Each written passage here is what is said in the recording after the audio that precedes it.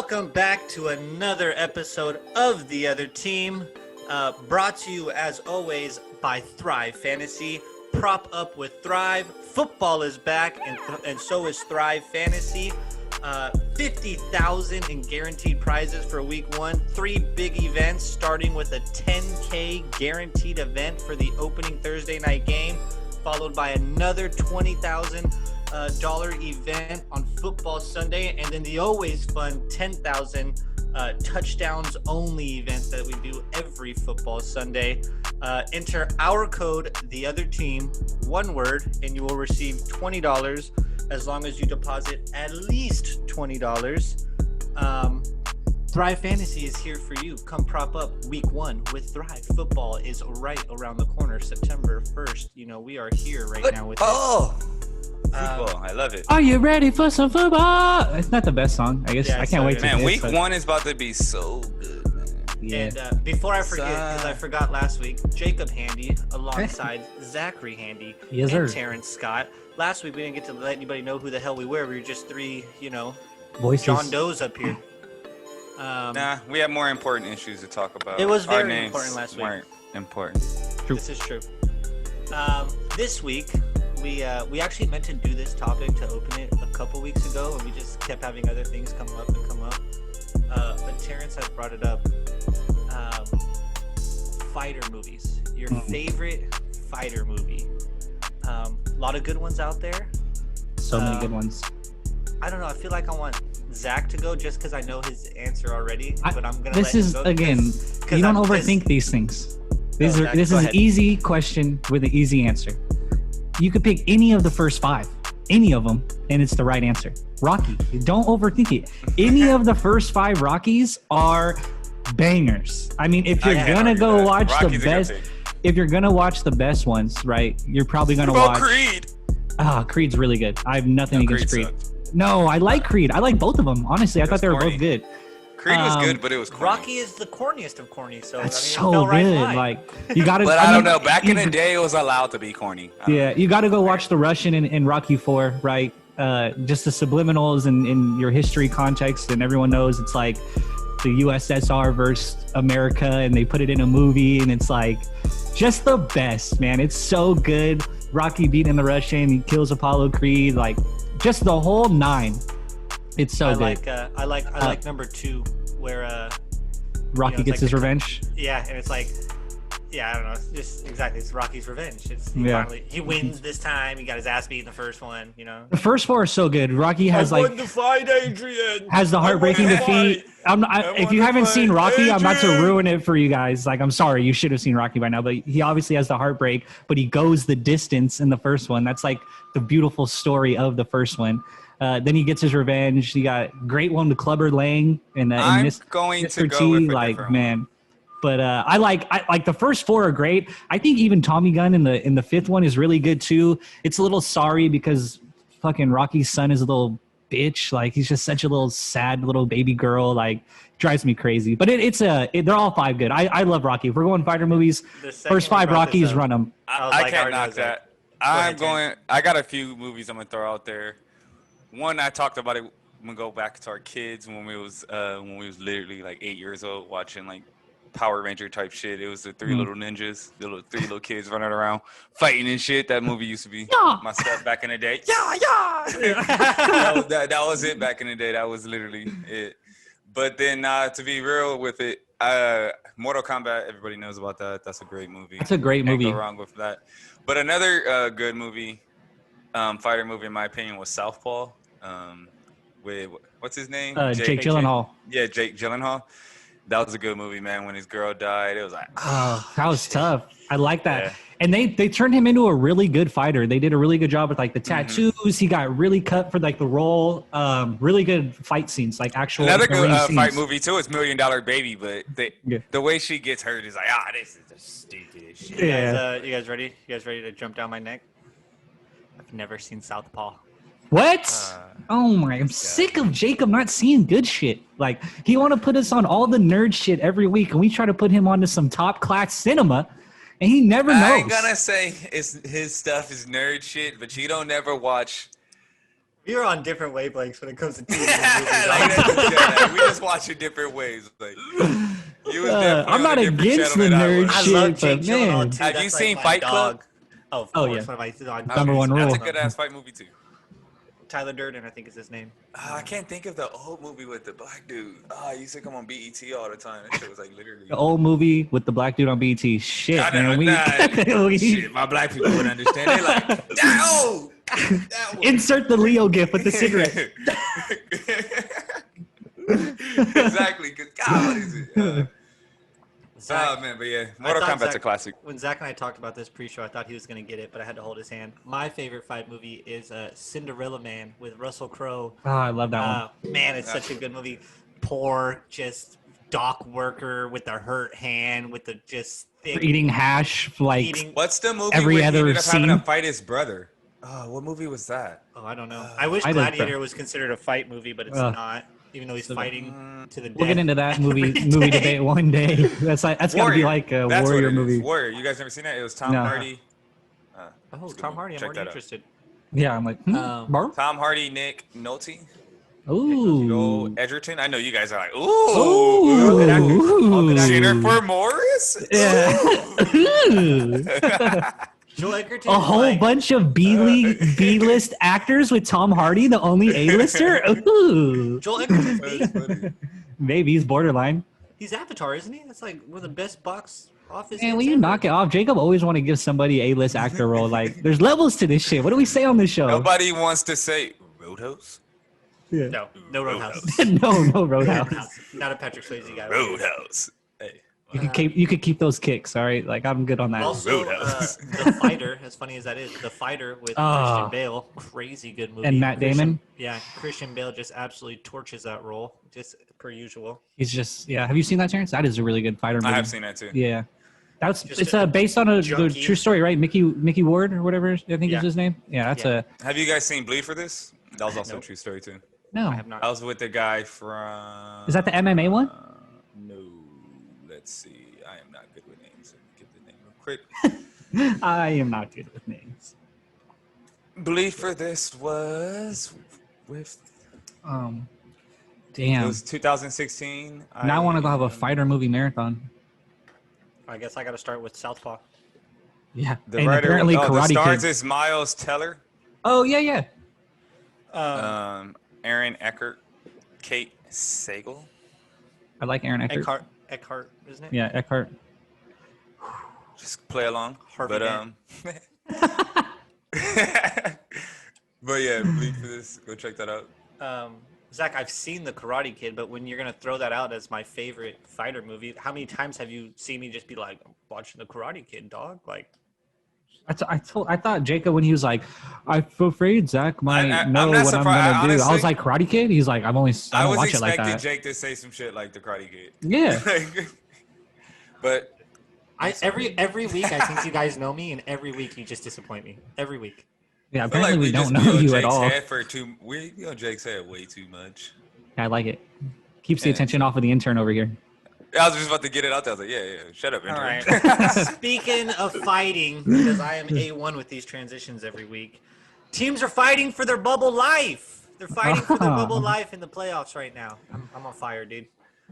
Chris Paul, man. Yeah, we got Clippers advance, Lakers advance. Not the biggest news. We can touch on it later if you want. We got 2 Game 7s, man, right here in the first round. One tonight, Spida versus Jamal. And then tomorrow we get Harden versus CP3. Harden versus CP3 and Westbrook. Actually, I want to put that out there because Harden's got to battle his own guy. Whichever one you guys want to. Whoa. Yeah, Whoa. I mean, Whoa. the Rockets Whoa. versus CP3 and Westbrook at this point.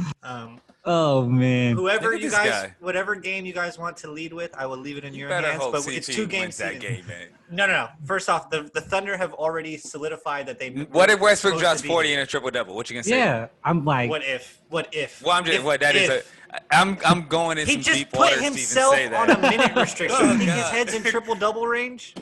He just told went him. so He went in the deep locker room into and said, water, "Coach, I can't be out don't there." see anything but water right now. Why did I just say that? I just swam so deep into the lake to say that. yeah, I'm like, backpedal, Terrence, backpedal. I'm too deep. I don't know where I'm swimming anymore. Where am I? Everything looks the same when you're out there that deep. Oh my Oh god. God. So we'll start. But with what OKC. if? What if that? No. Then I gotta answer. eat crow. I gotta eat Alright. crow, and Alright, I'll. cool. But I mean, He walked in and told D'Antoni, I can't be on the floor right now. So Bro gave himself a minutes restriction. That's what I'm saying. D'Antoni didn't tell out. Westbrook this.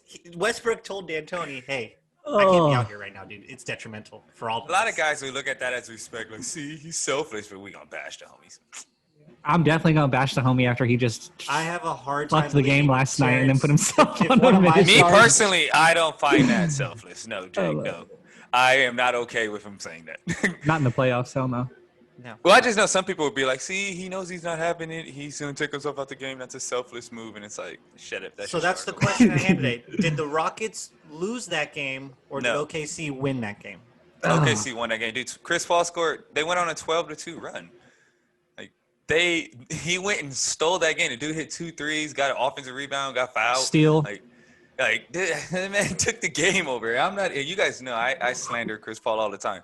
Yeah. Always tell you how great he is, but Yeah. the dude's antics pisses me off. Right. I don't know if it's slander. It's just like His He antics irks you. just piss me off. yeah, he's not one of your favorites, but you've never been one to be like, well, Chris Paul's not good. I've never That dude's the ever best heard point you. guard. He's, Right. That Could dude's be the best Arguably point of our guard ever. generation. I mean, Arguably But- ever. I just hate his little stupid antics, but man, the dude can hoop. And he's Bro. a competitor. That's why he has those stupid ass antics, because What? he's the biggest dude in the world, so he got to do stupid shit sometimes. But wow, he could hoop. The dude is just nice. When He he just got game. when he torched Jeff Green for probably the 18th time in a row.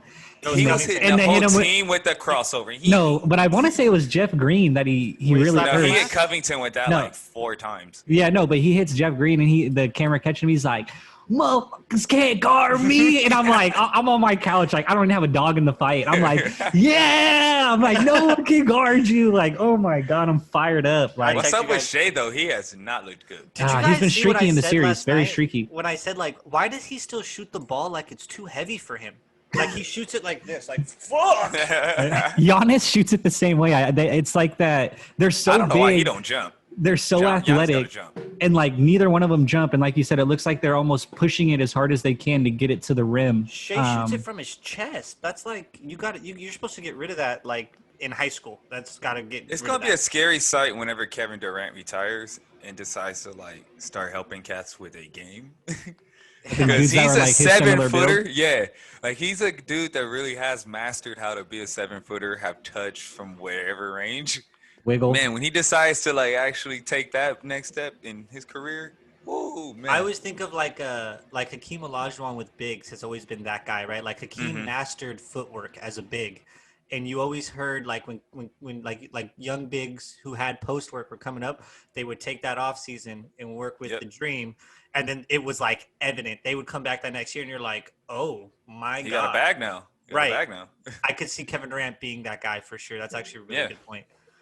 Dude, not even just bigs. Remember when LeBron went to Miami and he wanted to like be better in the mid range and the block and on the block? He did the whole dream thing. Like Yeah. LeBron, a small forward, went and hung out with the dream and improved He his need game. more time with him then, because Yeah, but I mean, it was noticeably better on the block for him, and his whole game Kobe did it changed too. after though. that. Kobe Absolutely. spent the whole time with Hakeem too. And he I feel spent like any ample guard time. that does that, it's like, bro, you psycho. You just elite. You really want to dominate. You really want to You be really a wanna three-level kill scorer. people. Yeah, you like, really you wanna really kill want to people out be. Yeah, exactly. Like you want to be absolutely unguardable. You're just like, I could score like a big. Let me get that. work. Like, A double shimmy, like hook and Yeah. fade away. Like what the hell? Not to I keep could you dominate guys, down here.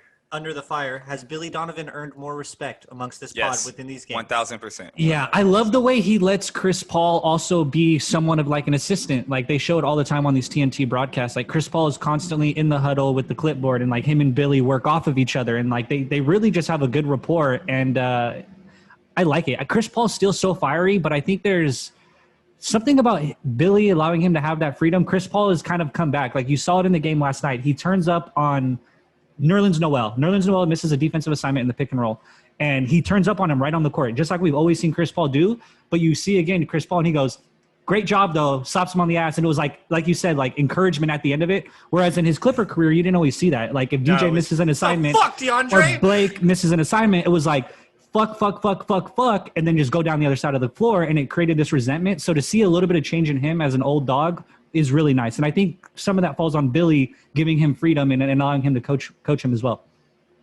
That's perfectly said, because like that's honestly what the Clippers' problem was when Chris Paul was there. Was that like I was like, bro, like the house ain't on fire. Why you bitching so bad? Like, it's just one little mistake.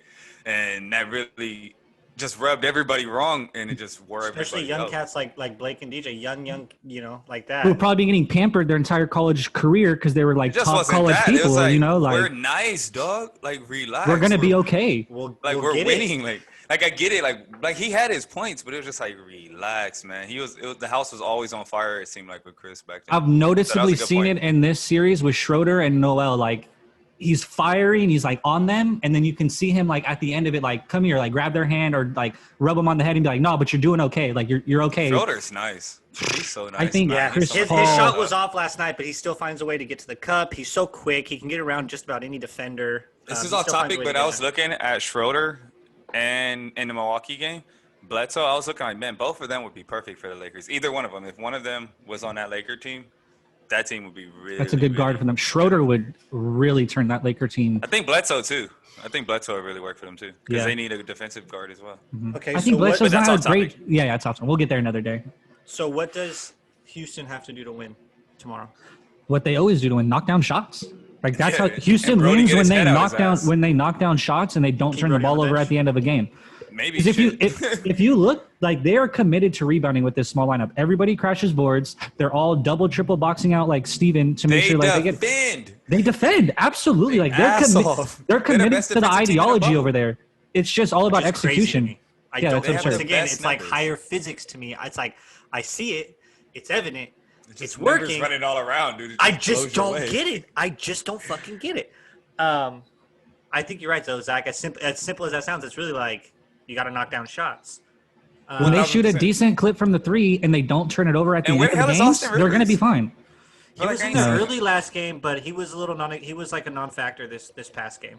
It just felt like he ain't been in the series. Yeah, he really hasn't. One game he had like 26 or something, but other than that, he hasn't been here this series. Okay. Flip side, what the fuck does OKC got to do to win? Chris Game 7? Paul. Dude Keep has it to close just for keep- Chris Paul at the end, right? That's what I Yeah. thought. Keep it close. Kenny Smith said it best last night. He was like, Houston wins in a blowout, or if it's a close game, OKC's going to win because that dude's psycho. Dude, Like, they he's- say it he's every not game. losing. They say it every game. OKC is the best team in clutch time in the entire NBA this year. Chris Paul has like double They got a bunch of shot clutch makers, points though. than anybody. It's nuts. And Chris Paul can get you in order. We always talk about this on this podcast about like when the game gets tight like that, how you need a guy to get your team in order like that. Who the fuck does it better than Chris Paul? That little man can make any shot, dude. It's nuts. The little Bro, runners in the mid and shit. I'm like, what the fuck is between going the on? legs, hang in spin, the air fade for away. I love him. game, I man. fucking love I him. love when he gets I in the love him lane so and much. like he hooks his own foot on someone's leg and he's all and like gets an and one and hits this floater and I'm like, you're so ridiculous, but it's a cup. Like it's such a cup. Like That so dude's a absurd. High level hoops. I was Yeah. bummed at At a his high tech, level. and I know he did the whole like you can't get animated with the refs, but No it was air like, punching. It was like 4 minutes, Which in is the weak. game. It is, dude. It's like 4 minutes in the game. You called a really like here or there foul It ain't call. even no fans here. Who's offended? Like, Like how do Grow you up refs. Like how do come you on. expect somebody to bottle that emotion at that moment? You know what I mean? It just I was bummed about it. Chris Paul smacking Covington on the ass was like the coolest shit ever. Oh yeah. Bro, like you are gangster right now. If Like, I'm oh, Covington, man. like that's that shit that gets me kicked out of a game because like I'll be heated. Like, don't you fucking touch me right now, bro? Not now. Not now, bro. Nah, nothing. Get that shit out the net. You can't Oh, do nothing me? about it. Get it out the Slap net. him on the ass until I'm better luck If next you time. nice, if I'm Covington, give me the rock. But Covington don't got that type of game, so Absolutely, you just have right. to take that L. It's like, get him for me, James. You gotta feel weak when you feel like that's gotta feel weak Get as an him for NBA me, player. Jay. Like 'Cause, you gotta all go look gotta to your do- star. Yeah, dead ass. And then be like, if Covington, all he gonna do is get like a kick out three and he knocks down the three. What you gonna do? Start talking when you got a rotation three? Like, Hell yeah, I ooh, will. I will. Yeah, I will. Yeah, he will too, because that's all he can do.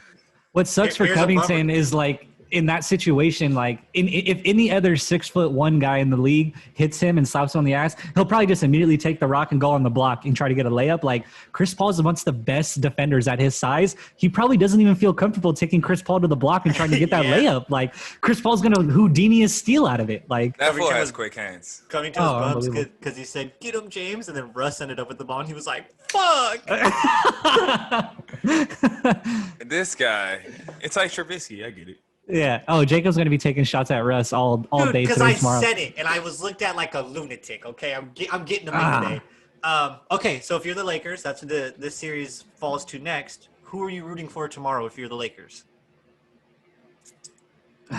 I was saying Deafening okay, silence. That's tough. because it's tough. Yeah, I would tell you OKC all series, but going into Game 7, I don't know for certain if OKC is the better matchup for the Lakers. OKC. Here's the thing. I Who want the to say fuck guards Lakers. LeBron? Yeah, I feel you. Right. I That's what I'm wanna saying. say- Well, Baisley, Dort, like, hey man, it could get weird with Dort. That fool is Barbecue. Nah, you're No, sleeping. he's a tank. That's a dude. big boy, man. That's a big dude out there It's moving LeBron his feet James. well. LeBron ain't shiftier than James, and he is literally staying in front of James Harden. Like, I can respect It it. is Dort what has it been is, like- the Harden stopper. I mean, I'm not gonna Like, like. I'm not saying- Harden honestly. gave him cups last night though. these dudes are elite. Like, LeBron's They're gonna gonna get cuts regardless. Like, Yeah. But, No, but Dort it was is- like he was he's like making 3 them of work. 12 off Dort in these other games, and like he was hitting Dort a little bit more last game, where it's like I don't. He even probably care was about up all night watching film. Like, man, this is unacceptable. Why is this Canadian tank just holding me down? Like That's undrafted? But he came out of school too early. Arizona State, right? Yeah, Arizona we all State. liked him at Arizona State. I remember he had a good season, and we all were like, dunked "This on guy's somebody pretty nasty, good." too. Yeah, we were all like, "This dude's pretty good." And then when he came out, we all thought he would stay a little longer, but I thought How he it could is in shoot in college college. now. What he's doing now, it's like, bro, I you kind of can't if shoot at I'm all. the How'd they Lakers, get two Robersons? Like, how the hell you find two? dude, I saw that tweet and I swear to God, I almost pissed Bro, myself. somebody said laughing. that? That's funny. Because, like, how Somebody the hell you said find two guys like that? somebody said OKC got rid of Andre Roberson for Andre Roberson. I swear I almost fucking pissed, dog. That shit was so funny. They got I two agree. Andre Robertson. Because Roberson's still there. Here's my thing. I kind of agree with you guys. I did want to say Houston, but I was thinking about it while we were talking just now. And if I'm the Lakers, I would rather face OKC because the Lakers' weakness on defense, they're a great defensive team. We always talk about it. But their weakness is they can't guard the three-point line. The teams shoot well from the three against them typically. And obviously, that's Houston's MO is just bang threes. And It would make me want to face OKC more if that's the case. I think Houston just gives the Lakers a weird matchup. dynamic. It's a very weird dynamic to that series. If Brody could get any of the rust off of him by that next round going into the Lakers, that Yeah. series could be I don't weird. expect I still think the 7 Lakers turnovers win, a but game from Yeah. Brody. It's not. I'm not gonna lie. I don't But, expect like, that every game. just the way they are, like the way they play and that defense and intensity, that would just make the Lakers uncomfortable. And they play fast. They play fast and shoot 73s a game. Who the hell does that? The Lakers Nobody. can't score. They're Yeah. not a great scoring team. Like to keep up with a team shooting 73s, bro, that's lit. That's But they probably still win. Yeah, that's the weird thing about the Houston matchup to me with the Lakers is Houston's gonna win. If they're gonna win games, it's gonna be by knocking down a ton of shots, right? Shooting well from the outside. Like if they get in a shootout, the Lakers can't win a shootout with Houston. I don't give a shit what you tell me. They're not gonna be able to shoot with Houston if Houston's making a lot of shots. Whereas if They got Houston, a lot of guys that shoot threes too. Like all of them do. all of them, Literally. everyone that's on the Literally floor at everyone all on the times floor. for Houston can knock down a three at all times. It's nuts. Any of the five. Any of the Tyson five Chandler offense. came in for a tech and was Yeah. like, Yeah.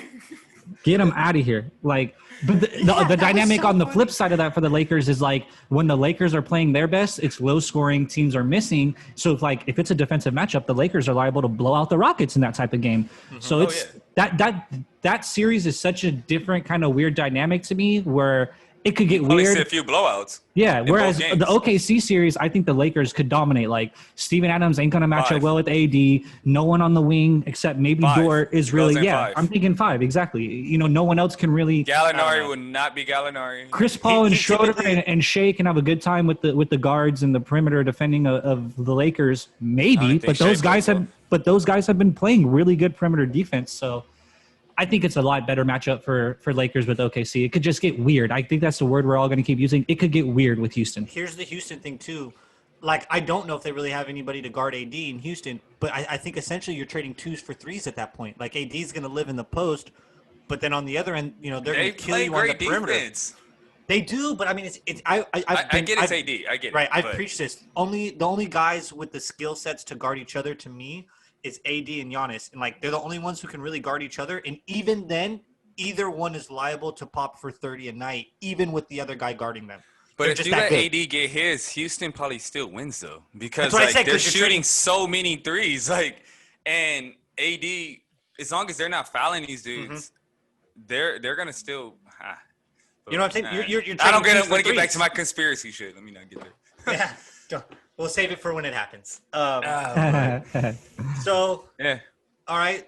Other game 7. Spida versus Jamal. Tonight. I'm They bummed to blew see a the 3-1 series lead. go. It's gonna happen. I'm book it. They blew a 3-1 lead. Book it. So we're going winning. Denver, They're a better huh? series. They're the better team, and I've had you Denver should have from the been beginning. close to the series. We've Yeah, all I had think Denver. I think we all had Denver, but The only series I looked think we weird. disagreed on in the opening round was that OKC series. we should go pull up the bracket because I don't remember what everybody had. I think Terrence is right. Like had Denver Utah in had their moment. Yeah, I had Denver in 5 as well. Utah had their moment to close this series twice. Like Momentum you said, they're up has 3-1, and you had 2 opportunities to put down a team that a lot of people thought were probably better than you, and now it's like I'm just looking at it. And Mitchell Murray and Joker in a game 7, or Spida and Rudy Gobert, and it's like I don't want to break it down like that, but to me, that's kind of what the series has come down to: the 250 pieces going against each other, and how are those other guys showing up? I really like Joker to come through big tonight to help Murray out. Does either one drop 50 tonight? No, Ooh. probably a clanky start. You Could go dropped 15 tight. in game 7. You cold brother. After you've already dropped 2. I'm After telling you've you. already dropped 2 in the series. Woo. The cold brother. Like, man. Terrence sent the funniest thing to me when the one guy said Adam Silver got to make both teams pack up all their shit and play with all their shit and luggage on the sideline, and then when Oh, you bro, lose, on game 7, like it's some survivor.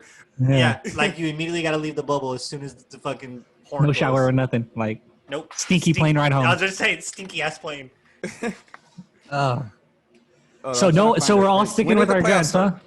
We're all sticking to our guns. Oh gosh, probably 3 weeks ago at least. August like 15th. Look around there, I would say. Everyone's sticking to their guns with Denver. No one sees Utah finally pulling it together. I'm gonna stay with Denver. I liked what you said. They got the more depth for it. Like we said, I feel like they withstood it. If they didn't go home last game, I feel like all the momentum's riding with Denver. We can all agree they're the better, deeper team. Also, I don't know if Quinn Snyder's pants can survive another wash. They're getting pretty freaking tight. I mean, they're pretty tight, dude. I have no idea how he's going to do another series in the bubble. I have no idea. That's hilarious, actually. But the second round matchups for Jake is LA, OKC, Denver, Clippers, Miami, Milwaukee, Boston, Toronto. So if he gets OKC in there, he would be And good. Denver. He'd go perfect. Oh yeah, in Denver. This is mine. I had LA, Lakers, Houston, Denver, Clippers, Milwaukee, Miami, Boston, Toronto. That's what And mine looks like then- too. Zach had, Los Angeles, Houston, Denver, Clippers, Milwaukee, Miami, Boston, Toronto. Yep. Mhm. So you rooting for Chris Paul, Jake? I'd be willing to lose that first round matchup to see Chris Paul go through. All the Thunder are all I just wanna ex-Clippers see that the I game. absolutely loved. They're 3 of my favorite ex-Clippers. How could I not root for them? Milwaukee Panic or what? That's where I was going to get to next. But hold up, you got to let me ask the question about how does – I guess we don't really need to dive into I was going to dive into Denver. Go. I was going to Go dive for into it. Denver. Oh, yeah, Utah no, more. Denver. We're- I was yeah, going to we're say the still same in Denver. thing. I'm How does Utah win Game 7? What do they do to win Game 7? Seven. See See you. if you- Give me see you. I couldn't let it pass. I'm sorry. we got got to right get off past- it Jacob. almost got there. Give me this. The role players got to step up. Conley has to keep playing well because he's been knocking down shots. What the hell happened to Joe Ingles? Like, I was gonna say it. Thank you. I was like, who? Has anybody even seen Joe Ingles make a shot he's from the been bubble? barbecue chicken as well. Like that makes me think, like, damn, Paul, you couldn't score this man because he's getting cooked right now. I swear to God, I was thinking I it the other think, game when Ingles was getting destroyed. I swear to you, I was thinking it. I was like, P, this is a bad look for you because this man cannot guard. He's getting cooked right now. Fucking He was all in. Paul Paul's George head. was rooting it for Joe Ingles like a motherfucker. Like, see, I told you he was good. Man. I kind of feel opposite. I was think gonna it's- say the same thing. I was like, I think it comes down to the 50 guys. Like, Yes. who's going to be better, Jamal or Spida? And I really think that second guy for Denver, we know it's Bro Joker. had but a who's 50 the game second? and lost. Like he needs help. Yeah, who's the The second guy man for needs Utah? help. Cut, Please. cut. Cut. Help. Cut. Um, That's a very good point, Terrence. But I think for Utah, Terrence is right. Definitely for Utah to win, Spida needs somebody. He needs somebody. I think it's got to be. It's only two guys though. It's Spida and Gobert. If they are together in it, and Gobert grabs you 15, 16 rebounds, and he's catching lobs, and he's got 20, like 20 and 14, and 35 plus. Yeah, this is how they're gonna do it. You're right. And 35 plus from Donovan. I think you're in that game, and that's how you win that game. To me, if you're Utah, it's got to be heroics. I don't think the role players are it. It's got to be heroics. Do you hit the emergency glass button and pull out the big lineup? With the ball. The ball lineup. That's Game bold. 7, trot out. Wait, that doesn't even start Murray though, so no, you can't do that. Have Murray coming off the bench? No, Absolutely not. because what was that starting line? Murray didn't even sit the whole second half, I believe, last game. Good. What would that be? It would be Murray. So if you want to go as big as you could, it'd be like Murray, Joker, Grant, Bull, and who's your fifth? Whoever the biggest dude is on the end of that bench. Craig. Yeah, Craig. That's not that big though. You can go. Miles I mean, Plumlee. Bull. Plumlee would be that if you're going big. Bull, It would be Joker. Yeah, Plumlee. But Bull, You can go Joker. Millsap. Oh, Millsap. See, but that's why you can't start Bull because like Paul Millsap is that savvy vet you need if Murray's shot's not falling. Bobo hasn't even played a minute. Start Bull at the 2. I'm like Jamal, Bull, Paul, Joker, and Plumlee. Like Honestly, running like, out there. If he started him, bro, it would. I really think that would win them the series because it'd be like, what the fuck? Knock it off. He don't even got to play long. Just let Bobo come in, get a couple of blocks, get some shit weird, get everybody fired up, and then take him back. I'm okay with utilizing him off your bench. I don't know if I could take start him at the 2. And you got to look at somebody and be like, hey, you got to sit the Have bench him today check in Mike game Conley 7. right out the gate. Nah. I'm stoked that Terrence is with Bye. me. Bull at the 2. Run it up. Bro, he could guard Joe Ingles. Come on, man. Joe Ingles. Oh, ain't me? getting him. I could guard Joe Ingles at this point. Joe Ingles guarded Yeah. himself. Like, he ain't getting cooked by Joe, so, like, start Bobo. Flip question. Just to get everybody fired up. What does Denver do tonight to win? Gary Harris knocks down shots. I don't know. I think they're all star power. Like Joker and Murray play well. They're going to win. I this just think game. they win no matter what because the momentum's there. They're the hot team, and Utah pissed it away. And I think Murray's not losing. Like, that hoop is an ocean to him right now. Yeah, he's throwing a beach ball in the ocean right now. Like, it's not even, you know what All I'm of them, though, like, I swear. I think I was telling you about this, how Donovan Mitchell, like Denver turned the ball over and was getting back in transition. They were literally scrambling, like running hard as they could to get back to try to get to the shooters.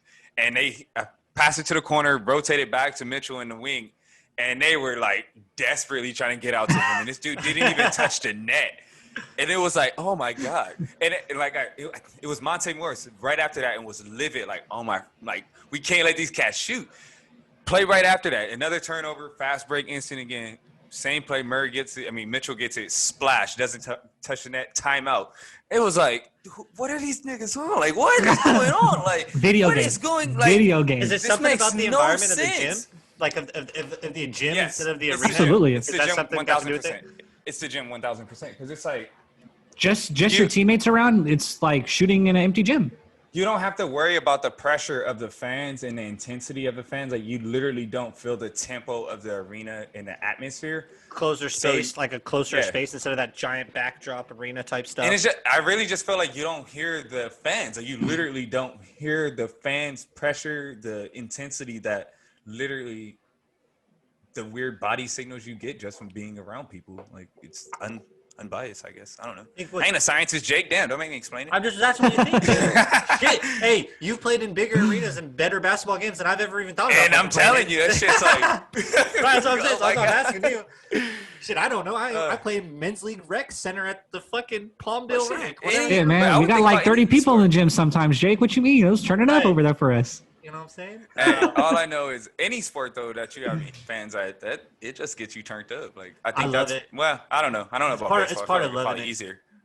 It's probably easier to hit without fans as well. Without fans, yeah. Without, yeah. Although It's more I think relaxed. baseball, it's kind of fair if we can sidetrack real quick because it's probably harder to pitch with fans as well, and it's probably a lot easier to yeah, it's gotta execute be. pitches with none of that around there. So I think it kind of evens itself out in baseball, just the dynamic of like mano y mano that way. Both guys are in such a position of power, whereas in basketball, it's like one guy with the ball is in position of power, and then you're a defender. Like crowd or no crowd, I don't think it's going to bother you that much as a defender, but it's kind of even on baseball, if that makes sense.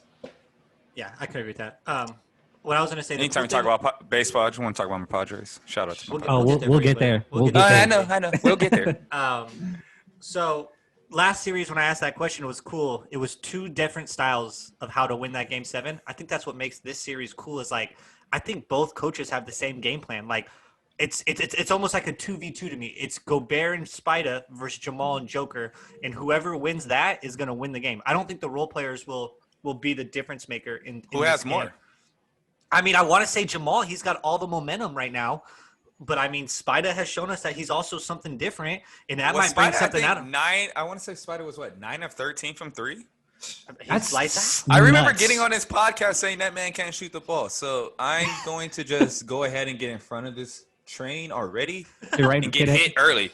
Yeah. Bro, you can shoot the ball. What the hell was I talking about? Like, I just want to publicly apologize for saying you were D-Wade. Like, shit. No, you're not. Like, D-Wade ain't shoot the ball like that ever. So I don't know who you are. You're Donovan Mitchell. I don't know anything. So, yeah. That was really good. That was like public relations 101. Get way out ahead of the controversy. Stop it before it starts, and then we can move on. I can't even believe I said that. Like, love it. Delete that. All that tape. Like, that's very mature of you. That was very mature of you. Who said that? I said that?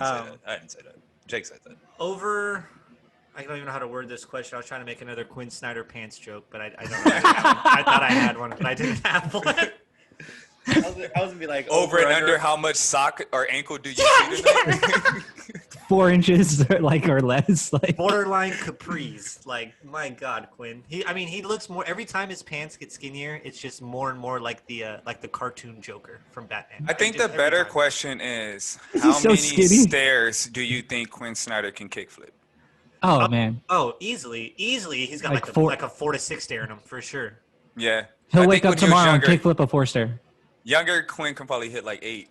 Oh, yeah, I think 4 right now. He can hit that. Younger Quinn's gonna. He does.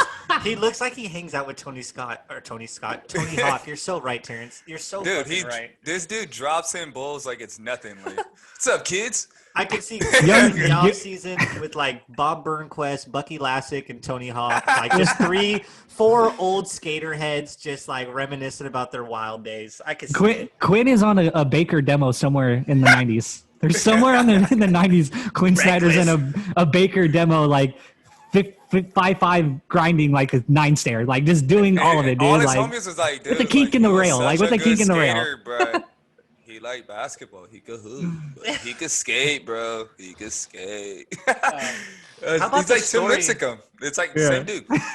How about the story? Because you can't tell me Timmy can't skate. Like, I know he can too. Tim Lincecum absolutely can skate. So it's like those dudes are just good skaters. And decently, I feel like Tim Lincecum could snowboard his ass off.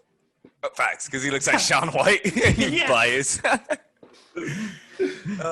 about the story I sent you from our friend and listener, Justin Tucker, about basketball camp at Florida and Billy Donovan with the ultimate automatic yopper where you had to play Billy Donovan one-on-one and he was just torching the whole gym. Didn't he play in the league? Yeah, Billy did. I mean, with the burner, he made it sound like it made it sound. That was a funny story, I thought, to me. But no, that was funny, though. He said he had to play Billy one-on-one, 3 shots, everything's a 1, and Billy smacked 2 threes and a mid-range jumper, never hit the rim. Dotted all 3 of them. Yeah, exactly. He didn't touch a rim. Bang, bang, bang. Dude, that makes me think about the great story about Jordan at the camp when it was like if Jordan would have let the kid win, they all would have got free shoes and he beat the kid like 5-0. Hey, shit, sweet here, kid. Wasn't it Chris Paul? Wasn't Chris Paul the one that's like, if they lose, Jordan's giving everyone shoes? Like I want to say either that or did he play Chris Paul? It was Chris Paul was there, dude. Yeah, no, I think Chris Paul was advocating for him to lose or something like that. Yeah, he's like, if he loses or misses a shot, everybody here getting free shit. And then Jordan dots all of them, and Chris Paul's like, my bad. I thought OG was nicer. Hey, that's the legend funny. Continues. Yeah, that's so funny, dude. That is so funny. awkward for Chris stars Paul. to doing stuff like that. That is too funny. All right. He's a star, though. Let's pivot. Let's talk on. Last time we talked, I think the Lakers had already advanced. Last time we talked, or they were about to. Don't really need to get into that. We talked about who we want them to see. If you're the Clippers, who are you rooting for tonight? Utah. Much better matchup. I agree. Although I said what scares me is Boban killed the Clippers, and Rudy Gobert is just another big body like that with arguably more skill. Boban has skill. No, Boban has way more skill. Boban has game. Game. He just gets tired. Yeah, Boban has game though. Like if he That's- can figure out his conditioning, Boban's a perennial all-star. Like, and I mean that dead ass. Like, Dude really has like hooks and moves in there. Like he can really He has just shoot the over the best, top of anybody. He does this shit. PER ever. He just does this like, shit. ever. But I saw Higher Boban than go for anyone. like 20 and 12 minutes one time. It was nuts. If I'm not mistaken, I seen that stat. This dude has the highest Got it. PER ever. Like, it's because he only plays short minutes, but he's plays like 12 minutes and gets 10 and 10, dude. Like, this dude's a monster. I Boban also can play agree, for me though. any day. Utah. Any day. I- Yeah, I Utah. like Utah Kawhi. stinks. Yeah, I like Kawhi and PG to wrap up the Donovan Mitchell thing. I'm okay Marcus with Morris. I'm okay with the Paul George, Joe Ingles story. I think that'll get put to bed easy and quick. Oh, I didn't even think of that. I'm glad we thought of that. Ooh. I don't The think it'll be a thing. rematch. Yeah, I don't think it would be a thing. I think Paul would put it to bed quickly. Personally, I think Joe that- walks up like, "What's up, homie? You remember me, bro? Remember me? You remember me?" Paul's like, "I don't know you, man." Paul looked over and was Paul's like, like- Marcus, you're checking him, right? Paul better look over and tell him he still sucks. I don't care. Like, Yeah, I would need Paul to get that man cups. Like, I think Paul got the monkey off his back. He's played good the last For two sure. games. He's fine, I think now. I think Bam's Clippers about to come could- through. Clippers could end that in I 5, think- just like Lakers could end the OKC in 5. I think Clippers could end Utah in 5. I think anyone doubting someone's mental health is a jackass and has no right to say that. Like, Yeah, I agree. you don't know what's going on in someone's cranium, so stay out of it, homie. Like, it is what it agree. is. Like, I think it's crazy for Paul George, especially even in this environment, just after, he went 35 and 25 minutes that game, to bring that up and just bring it to attention. Like, I've talked about with a couple friends lately, like, most people aren't brave enough to touch that matter. And like, for Admit. average people like us, and they also go see a therapist, but like for average people like us, it's a brave thing to like open up to somebody, go seek help and, tell them that you don't feel, okay at times. For Paul George in the middle of millions of people in a camera to say that in the stature he is, and at times of social media where people are disgusting humans. right, and will try to eviscerate you, that's a very brave thing, at least in my eyes, I think, to do. Great word. I mean, that's what they do to you, dude. And I think No, I just you a know, good word. Eviscerate. Thanks, Fantastic word.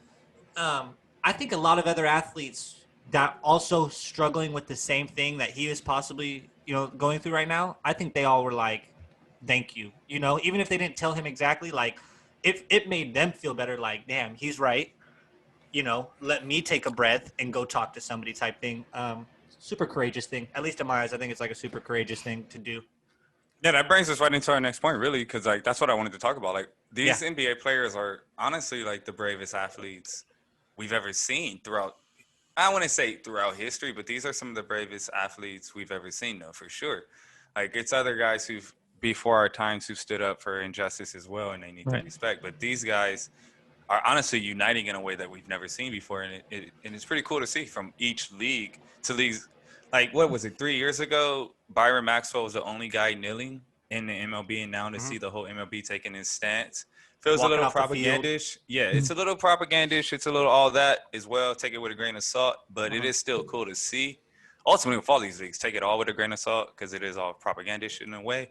But it is still cool to see that people are uniting and trying to fight for change in a sense. Mhm. And to see these athletes do that and then be able to perform in front of everybody and then still be socially aware to, like, we always joke about how athletes have to talk right after a fight and they're exhausted and trying to talk and they're out of breath, or right after a dying game 4, double overtime game, these guys are exhausted and have to speak. And it's like, for these guys to have to do that now and then still be socially aware to answer all of these questions and give fantastic interviews, just, it takes courage. And then on top of the whole social media elements, like people are shit on social media.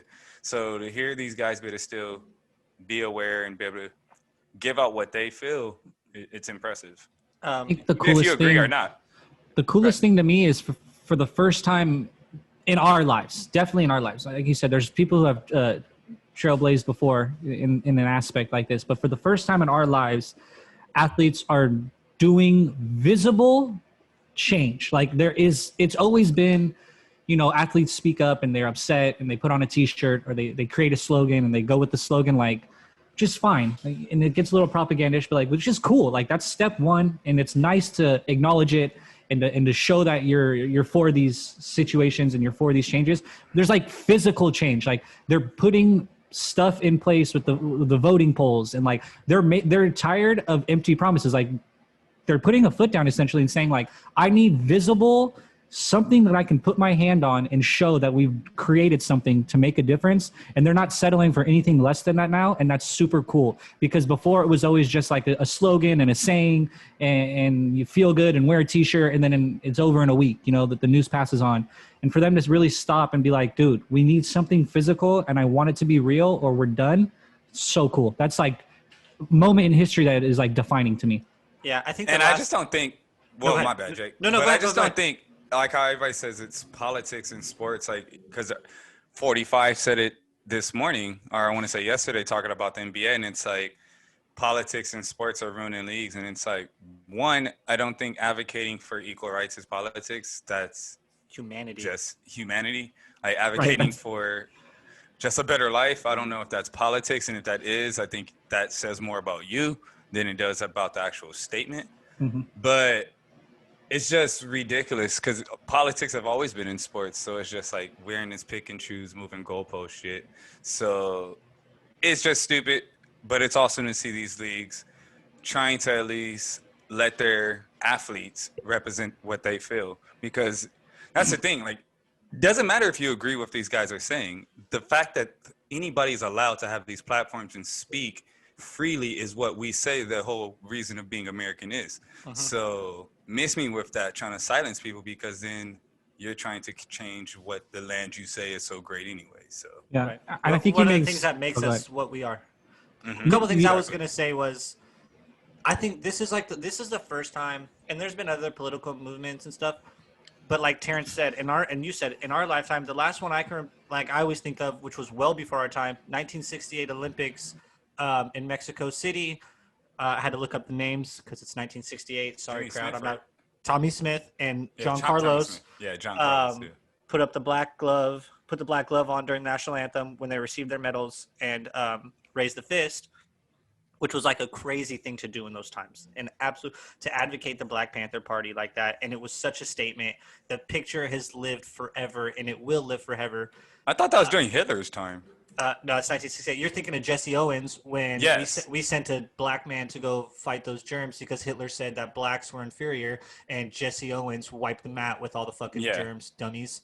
Anyways, fucking dumbass germ. Fucking. Well, I guess Hitler's not a germ. I don't want to bang on germs like that. Austrian. He's an Austrian. That dumbass Austrian Hitler. Just dumbass racist. Like, trying to say some dumb shit. Racist. We sent Jesse Owens over and was like, "America, bitch! Like, suck it." That was a pretty cool thing. I'm sure that's exactly what they said. Go show them, Jesse, because these guys are goofballs over there. But yeah, 68 Olympics was the last thing. And another thing, like Terrence said about leaving politics out of sports, here's the thing. These guys, everybody who's saying this, right? Oh, leave it out of sports. So you're going to come home and you're going to spew your either Biden love or your Trump love or whatever your political stand is all over your social media. Kanye love. Whatever it is, whatever you are, which is what we just said, America, you're free to speak about whatever you want. And then you get to go to work tomorrow, right? And then you get to go live your life. Exactly. But just because, he plays basketball, baseball, or football, etc., he has to be quiet because it doesn't make you feel comfortable when you view it. That's outlandish to me. And Doc Rivers said it, which is I say it all the time. He somehow always knows what to say. Him and Greg Popovich always know what to say, and Steve Kerr for that matter too. They always know what to say in these moments a lot of time. It's not on the NBA to lead us through this. It's not on athletes in general to lead us through this. It's on the leaders that we elect every day to bring this light. So don't bash the athletes for trying to take leadership when nobody else will. It's their job to live through this like we are and, do what they can. It's not their job to lead the whole country through what this country is going through. And it's I don't know the word, but it's not right when they put that burden on them like that. It's not right. I think going like what Terrence said, what's so ironic to me is politicians love to say can't mix politics and sports. Like, it's unacceptable, right? Sports, politics are separate. As the anthem's playing. As the anthem's playing, right?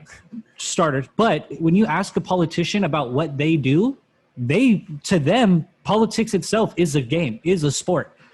Like they all go to the same bar and drink afterwards and talk about like, oh, Republicans won this one or Democrats won this one. So essentially what you do for a living, you consider a sport. The new Apple movie coming out is called Boy State, and it's all about running political campaigns. And literally the quote at the end of the preview is like, it's all a game and we want to win. Like, so to them, politics is a game, is a sport, right? There's a winner and a loser to them. But when sports themselves want to actually do physical change and come into politics, oh my God, absolutely. No way.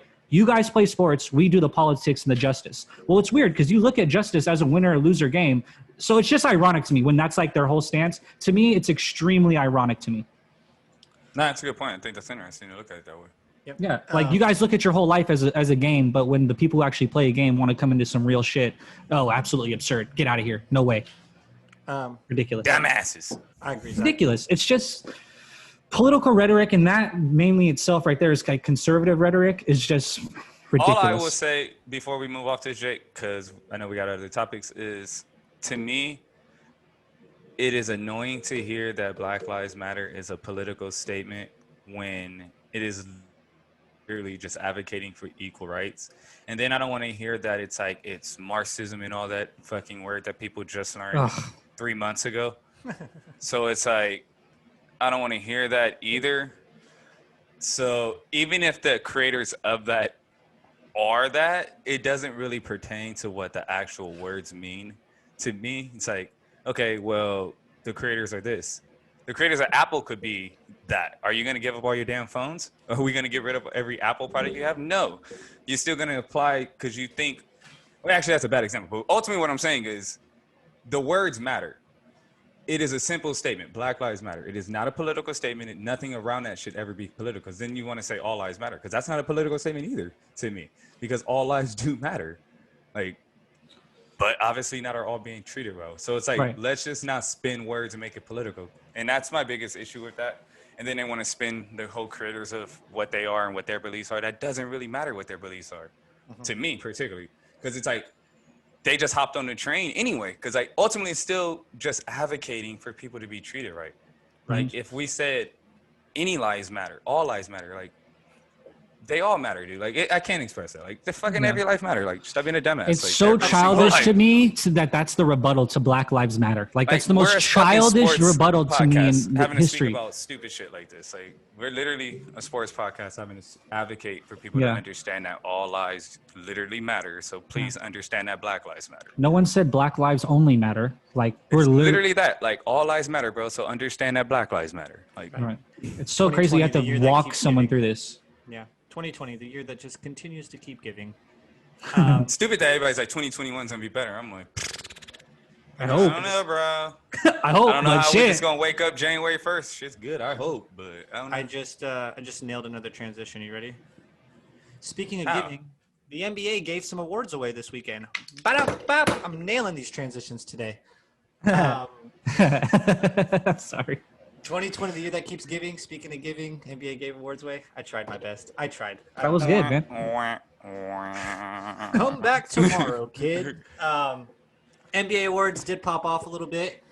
My boy, BI, my guy. Yep, Terrence is, I would say, the number one BI advocate on this show, without a doubt. Did you see what I'm actually glad you brought that up because that brings me. Did you see what Richard Jefferson said about that? No, what did he said? Most improved apparently means when lottery picks start playing towards their potential or whatever like that. Like he didn't agree with it because. Shut up, Richard. Like, listen, I don't agree with it either. I had someone else winning.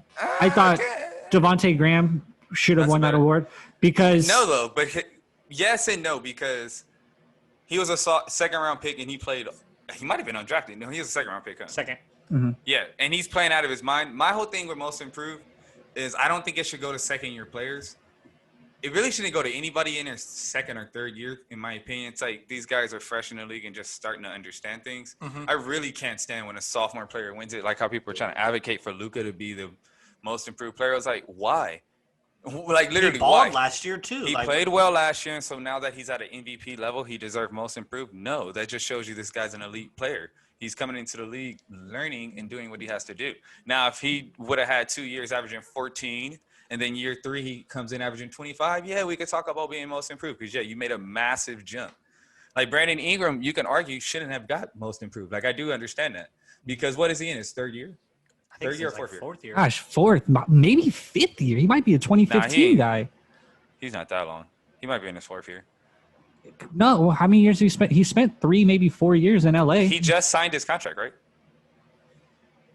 Didn't he just sign? I thought Brandon Ingram was. I was okay with Brandon Ingram. I want to say he's in his. I'm not upset about it. I'm not upset with it because, yeah, when you think about it, it's his fourth year, and he did make a massive jump because this year he was averaging what, like 26, something like that. Man, he was deep in the 20s. Yeah, he made. Well, it went down actually when Zion came back. Actually, I don't know exactly what his average is, but ultimately, I agree though, Zach, with what you said with Devontae Graham. But it's like my only thing is he's a second-year player, but that man did exceed his expectations because he was a second-round pick, came back, looks like their franchise point guard, and they signed. They literally traded for Scary Terry and put that man on the bench, but he's a bum. I'm not upset with Ingram getting it, right. Like if I didn't vote for Graham, I'd probably Brandon Ingram. Not even probably. Like he's definitely the guy behind that to me. I don't want to say I agree with Jefferson. Right. I was just gonna say I don't think I agree with Richard Jefferson, but I think Ingram is playing to a potential that we've always seen in him right now. Yes, 1,000%. For a lot of people. I was a big anti-BI guy, and I fell on that sword a long time ago. But like a lot of people have seen this playmaking kind of facilitating long wing capability. He's always and had now that. he's right, and now he's finally putting it together. Whereas I don't think anyone saw Devontae Graham doing this probably ever in his NBA career. In year 2, he's like confidence, boom, I'm banging shit, I'm hitting gamers. I think he hit 2 buzzer beaters this year. Like I thought he almost won the award for me like 4, 5, 6 months ago. Should be not big name guys. Like it should not be guys who we know because it's like, well, how's he most improved when we already in a sense knew who he was and his numbers were already good. Luka was an MVP in Europe winning championships at like 17. Like he's not most improved to me. We know Luka's numbers were good last year. I'm like, we know he's elite. Reason to give that man right. Devontae Graham's a good one though. For somebody to advocate for in year 2. The only time MIP was deservedly that I can recollect off the top of my head, deservedly given to like a superstar caliber player was Paul George off the leg injury, came back, caught the league on fire again. And I believe he won MIP one year, which is awesome because that's a really good story. But outside of that, I don't like you said, I don't like perennial guys winning that award because we know that's you. Like you're not improved. You're like finally playing capable, if that makes sense. So wait, I just wanted to go over the last few years. This is actually good. I was just about to ask that. Like, do we know who won the last 2 years? This year, obviously, it's Brandon Ingram. Pascal Siakam was last year. Well deserved. Really good. That's a really good one. Really good. Right. One. Talk about a guy that over exceeded expectations and is improved. Shit. Victor Oladipo. Coming back from injury, I think. Right. Yeah. Or did he just get traded? No, he just got traded. Yeah. Yeah, that's when he was in Indiana. This one I agree with as well. Giannis Antetokounmpo. This was 16-17. Mm-hmm. Nobody expected him to be what he was. CJ McCollum. Jimmy Butler. He won it in 14-15. That was the year he was really killing. Dragic. PG-13 was 12-13. Oh, he did. Ryan Anderson. Yeah, he coming off the leg injury. Kevin Love was 10-11. Aaron Brooks. That was my guy. That's a name I haven't heard in a long time. I just seen Shout Aaron out Brooks Oregon Ducks. On a video I was working on. He plays in the Australia League in the NBL. Still getting it done? Buckets. Yeah, I was going to say, still getting it done? I want to say he played with LaMelo. Good for him. He was on LaMelo team. Danny Granger, and then Turkoglu, and then Monte Morris. Yeah. Well, I got to go here. 05, Bobby, Boris DL. 04, Bobby Simmons. Some Y'all names. don't know Bobby. Y'all don't know Bobby Simmons. Y'all don't know Bobby Simmons. Yeah. Not like that. Who's Bobby Simmons? I couldn't even tell you who he played for the Kings. Is he a Clipper? Is that why you're looking at me like that? Yes. He must He's have a sucked Clipper. outside of that year. Like, who the fuck? Are you Like, kidding me? Are you kidding me? Do I gotta share my screen right now for you? pull him up. Bobby Simmons, weak ass. Pull his ass up. Career Get 8 Bobby points on a a- game ass. No. Me. One MIP, and we're supposed to respect Bobby goddamn Simmons. Nah. Not here. I'll take Brian Skinner over Bobby Simmons. He was a butt. Stop, Zach. Look at this guy. Y'all don't remember this, man? Yeah, I do. I recognize this. That picture, that third one. I recognize that goofy face. Y'all don't know. Let me see. Let It's me go not to his ringing a bell career. For me. No, he played 2 years for us. He played 2 years for us. Does it matter? He won awards for you. He won a award. Honestly, those were the An only 2 award. good years. He averaged 16 that year as a Clipper. It really popped off. Second year as a Clipper, he averaged. Is that Y'all 16? don't know Bobby Simmons. He was a fan favorite. How long? He was weak. I'm looking at him right now. He was weak. If I had a what is it? Career a monocle? 9 a game, Jake. You said I need 8. one. Career 9 a game. Bang on it. Right there, Jake. Nailed it. Ding. Bing. You guys play guess that Clipper and fail, and then I throw Bobby Whoa, Simmons whoa, out. whoa. We didn't fail. We didn't go 100%. I don't think we failed, dude. Don't just start slandering me. We'll bring it back next week. We'll bring it back. And don't when think we I- roll tape, technically, I did say Clipper before Terrence gave Actually, us we the will answer. be playing guess that So- NBA player next week. We Quick will. segue for the fans. We will be playing that game next week with some people you may know. But So what are we going now? Baseball? Yeah, but yeah. before we go there, speaking of next week, it is the man that owns the company that sponsors our next segment and sponsors this podcast every goddamn week because it's just the flyest retro gear you could find. All that good retro jerseys, T-shirts, all that good stuff, man. 5starvintage.com. Go there. Still got the promo code for y'all. Use the other team. You're going to get 15% off your next order. That is 5starvintage.com. The best retro jerseys, T-shirts, band T-shirts, cool wrestling stuff. He's got, I mean, so much more other than clothing now too. The guy's just got all sorts of cool retro stuff. Absolutely can't wait. And he's supposed to be a guest coming up on this podcast soon. So talk about segues. That was a good one right there. Man, these transitions are killing, Jake. They're like what is this? Contagious. The transitions are contagious now. it's like my 4th wink today. I gotta stop. I gotta knock it off. Yeah, dude. Who are you? Don't A wink. wink and a gun guy? That's what Jacob is now. But yeah, 5starvintage.com. Okay. Promo code the other team, y'all. 15% off your next order. Great retro stuff there. As always, like we say, we support it, man. We got a lot of fly shit from him. It's a good spot. All right, Yes, so sir. Terrence is obviously wearing that jersey for a reason today. You know? Yeah. Shout out to them, man. Winners Great and moves. losers. Great moves. Shout out to the NL West. They got the 2 best teams in the whole National What do we- League. Hold on, Jake. Can you say that again for me? Just shout out to my Padres and shout out to people that know sports, aka this guy, because he tried to tell the world that the Padres was popping. Slam Diego. Slam Diego, Dude's you're right, I messed out it up. there I don't even know if I like dingers. that. I don't even know if I like that name yet. I love Slam Hitting Diego. Yeah. How do we dingers. not like the Slam Diego name? It's such a good nickname to me. Yeah, I guess. They hit Uh, grand slams for like a week. I just love their straight. jerseys. So have they great picked jerseys. up Best a jerseys in the league this year, plethora. arguably. Yeah. Pirates have good ones too, but they super suck this year, so nobody ever gets to see them. Pirates have some Plethora fantastic of hats players every for year. Terrence's Padres. If everyone wants to know real quick, it's going to be they picked up Clevinger, Jason Castro, Austin Nola, Trevor Rosenthal for the pin. A couple more bullpen arms I can't think of right Moreland. now. Mitch Moreland, another hitter that they picked up to help DH now that he got the universal DH this year. They went in. Word is, I was reading, I want to say on Bleacher Report I read this, maybe somewhere on Twitter. The GM for the Padres front office literally called every single MLB team and said, what do you have available? Every single one. Gang? Apparently created a list of available guys and went Weekend's work right there. and really went and just flung deals out there and just collected like 9 new people. Like it's absolutely absurd. Their farm system's crazy though, so they had a chance to do it. No, yeah. I love mean, it. and they didn't just pick up like old guys for the deadline. Like Austin Nola, the catcher, is going to be their catcher for probably like the next 8 years. Like He's Hedges, like 20, isn't he 30 though? He's older But than he's older.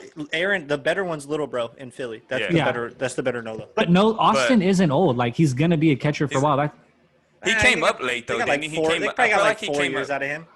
And so But he is supposed to be the guy down there. he stinks. I think that showed me that they went and got 2 catchers at the deadline. Like they don't care about Mejia to me. Like they're Facts. that's just not Put him getting back in no burn. AAA and let him figure it out. Yeah, or move them in one of those deals. Hopefully, like good lord, great deals though. Like before I know me and Terrence are probably gonna yell at each other in a little bit or something about this, but I think great moves for the Padres. I'll leave it at that. Yeah, I think so as well. Ultimately, their whole issue I kept telling you guys all year was pitching, that they needed starting pitching, and I kept saying wait for the young guys, but then they said nah. We can go at the deadline and go get Clevenger. A good young guy. Which is wild because that man would have never got traded if it wasn't for everything going on and his teammates like, bro, you're tripping. Like they just don't want no part of him because it's no reason why the Indians would trade him with 2 years under control still when they're in a race to make the playoffs if just things didn't go bad. So the Padres got lucky to be able to pick up somebody like this on top of having Paddock, Lamet. Richard's just still healthy, pitching Richards really well. looks so good right now. He's always the health thing, and he looks great right now. And I'm just waiting for His the ERA next is like slider. 6. No, it's not. It's like 3. Garrett Richards is like He pitched last night and his ERA was at 5. no. I gotta look at it right now because he's pitched well. What did he go last night? Well, he did. Did he shove it? They won 6-0 last night, so he might have shoved 8 innings and dropped his ERA. He didn't even get the win last night. They hadn't scored by the time he got out the game. He only went 3 2/3, 50 pitches last night. He only gave up 1 hit though, which makes me feel like that elbow might have gave up last night, Jake. So keep an eye on that sucker, okay? He had 4 strikeouts, no walks, and 1 hit, 47 pitches, and somehow left the game. He did drop his ERA to 4.6 though. Down for so many years, dude. I'm not trying to hear The question is it good enough to take over the Dodgers? The moves, are they good enough to become better than the Dodgers? Look in the mirror and ask the Dodgers, are they good enough to beat the Dodgers? Like, that's the only team that could beat the Dodgers themselves. Like, That's what I was gonna say. and that's who will probably beat the Dodgers is themselves. So, Slam Diego made great moves. I'm happy to see him. It's hard. It's weird when you have like an interdivisional team that you like and almost root for. And that's me with the Padres because at the end of the day, they're still not nearly good enough to beat the Dodgers in my opinion. Like great moves. but I also think they're building for the future.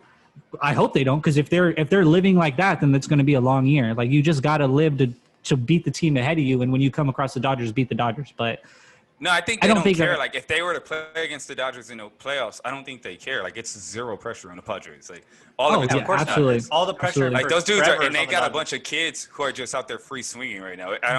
And that's scary. Like Yeah. that's why I think Slam. Let me just ride with it. That's why I think Slam Diego is really scary and could win it all. Is because they don't care. Like those cats are just about to be free swinging. They're like the Astros when they kind of got they're ahead of schedule. Where you're ahead of schedule, you weren't supposed to be good till at least next year. You know what I mean? Mm-hmm. So that the pressure. That's a good comparison. They're actually very similar to them because the Astros got all their Homegrown. players under lock too. was Yeah, and they're all homegrown. homegrown. I love Slam Diego. Ooh, I love it over here. Don't steal signs, guys. Please don't be them. Please don't be those. Please guys. don't be like that. Just play ball. I think I'm just bummed that the Dodgers didn't go get a starter or the starter that I wanted. Really, one of the two. I want Lynn or Bauer. I know, but I don't understand your thought process on this. When they came out and said we're not trading Trevor Bauer, and you're like, well, we should have got Trevor Bauer. Yeah, bro. Teams have. You guys act like teams have said that before and then not went and swung a deal for a bunch of prospects when they're up against the gun. Isn't his ERA under 1? Under 2. It's actually over 1 finally. Oh, he got hit finally? Okay. Low key, I feel like he's probably the lead for Cy Young right now. Yeah, he hit 1,000%. And then Sonny Gray is like a low 2. So it's like, bro, they got 2 pitchers who can shove it right now. Like they're not, and they made trades at the deadline. They're trying to win. Yeah. Cincinnati's like we can do what the Nationals did. 5 under 500 right now. 5.5 out of their division. They're second to last in their division. Oof. 5 under 500. 5.5 out of their division lead.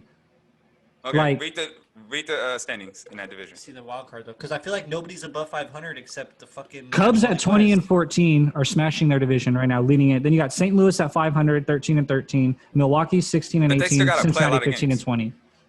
We're halfway through the season. Not as many as you think. Wait, you say 13 and 13, and what was the other one? It's St. Louis, yeah, and they're 13 and 13. They're 15 and 20 is the Reds. 2.5 back of the wild card. Oh, so they're only like 6 games apart.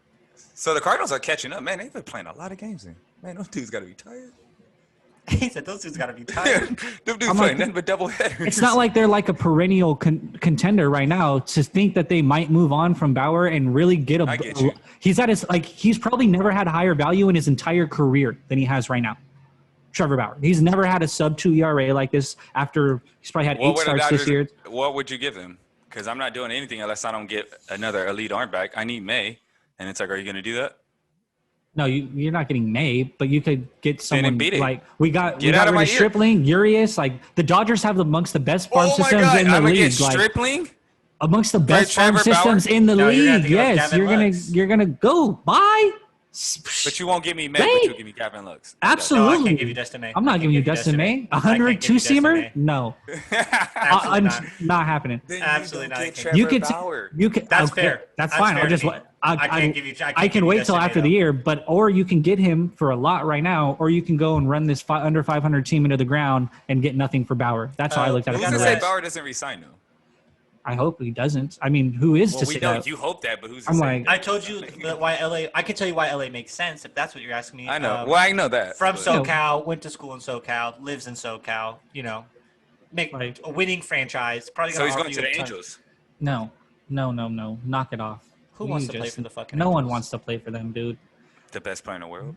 Does he want to? I'm starting to contemplate if he even wants to play for them anymore. He signed a 20-year deal. So he did.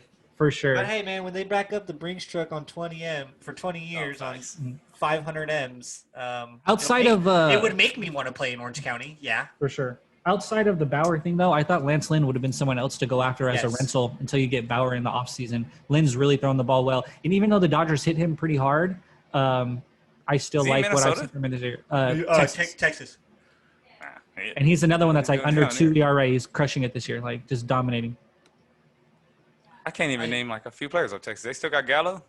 Yeah, they're trying to trade him at the deadline. Those are the two. The shortstop, he's still there? Andres? He got to still be there. Elvis Andrews? Yeah. Andrews is there. He's injured right now, though. They got Kuiper Falafa or whatever his name is, playing short. I'm going to stick to this gun. Baseball is not the most exciting for me this year, and the championship still doesn't mean the most to me. It's next year's championship that means something. Yeah, until the Dodgers are in the World Series again and you're watching every game. I have stuck. I will. My Padres win. I don't want to hear no asterisks, but if the Dodgers win, asterisk. Yeah, well, there we go. There we go. There it is. There it is. I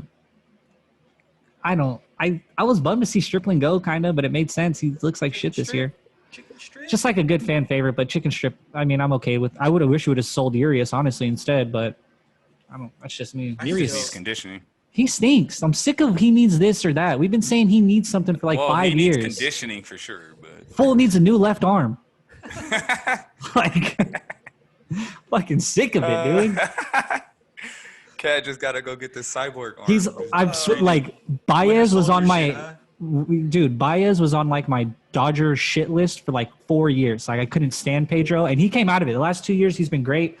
Pedro Baez 2 years is now. If they would have pitched Baez, you would have had a World Series. So Baez is off the shit list. We're Baez people in this household now. We like it, and now it's Urias has now filled that role on the shit list. Urias, we're anti-Urias in this house right now. To me, he stinks. I can't stand watching him pitch. He's gonna pitch tonight, and I'm gonna go pull my hair out while I watch the game later. Just wait till your boy makes you pull your hair out when it matters most. Crack! Where'd that ball go? They knew what was coming, Terrence. Mars. They knew what was coming, okay? That's my guy, too. I love Kirsch, man. No, I don't ever want to hear you say I love Kirsch. Because I do. It's a love-hate. It's a love-hate. Yeah, it's a love-hate.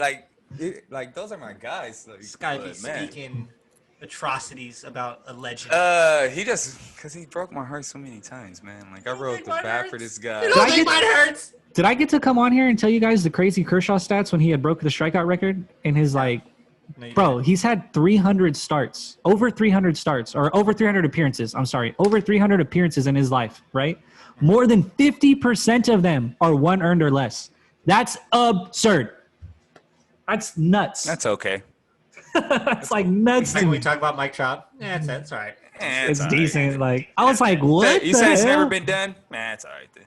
Whatever. I was like, that's crazy. But yeah, that was the one Kershaw thing I've been waiting to bring over to the pod. That was the craziest stat I ever heard. It's a great stat, Zach. That is nuts. 1 earned or less, that's video game. and over 50%. So that's like 100 and we'll just call it like we'll say. They said it was something like 170 something appearances was like I just nailed that. Oh, 100 or less. I was like, what in God's name? I'm on fire. Are we ready to? Is it time? Are we finally going to do this about football? Are we ready? Is everyone locked in? Are we really going to hit football finally today? We are. I don't know how confident I am about it, but I'm ready to go. I did my research a little bit. I tried. The fantasy football talk. We haven't had any fantasy football talk on the pod, man. We've been putting it off. Drop that other code, that other team code. You want some $20? Thrive Fantasy. Thrive. It's football time, man.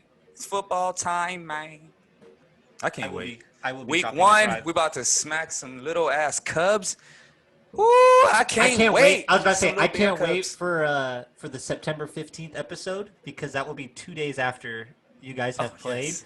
And one way or another, there will be feelings hurt in this episode. I'm already knowing, like, something's going to happen just that weekend. It's my birthday weekend. I already know my team going to let me down, but I go to bat for him. I don't care. We have a press release ready to leave the pod Sunday night if things go wrong. If we get blown out, I'm sick for that episode. So for those of you that don't know, Terrence Scott is a Detroit Lions fan, and Zachary Handy is a diehard Chicago Bears fan. Neither of them bleed for their teams more, I think, in any other sport than these two teams. Yeah, I don't care about any sport but football as our favorite. It pisses me off. A decade straight now, these two getting to play each other 2 times a year, every year. As an innocent bystander who likes these losers right here, it's been one of the funnest things I've ever got to witness in my life. I mean, feelings have been hurt, apologies have been made. More feelings will be hurt. I can promise it. I thought his team don't know how to find a quarterback. Not my fault. We found slander, things that you think is slander, but it's actually true gets said. You say things to each other that you don't mean, and then you're just like, I'm seeing red. It's football, so it's every Sunday. The best part is we never watch these games together. Ever, which is probably for the best. Probably, yeah. I don't know. Like, imagine if me and Terrence were watching the game together when they took away the game-winning touchdown from Megatron. Terrence probably would have punched him in the face. Dude, like, that was so fake. He probably would have punched you. Caught it, paused, then was like, game over. And it was like, you didn't catch it. Oh, bro, I thought it was over. I vividly remember. To this day, I always thought, like, damn, we really lost on that shit. Caught the ball like a grapefruit, and they said it wasn't a touchdown. Like, what? I don't want to do that. No. But yeah, the September 15th episode, get your popcorn ready. I'm sure it'll be pretty good. Oh, man. I can't wait.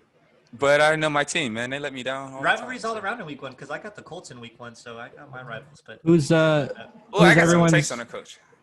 On who? The Colts? I kind of like the Colts this year. I'm not against them. That's next week. Next week's episode is predictions and teams you like. This is the fantasy episode. All right. We're going to be drafting. So who are you drafting number 1 then? Who's everyone's number 1 pick if we're drafting? Is it Kiss? Is it Keep It Simple, Stupid? Yep.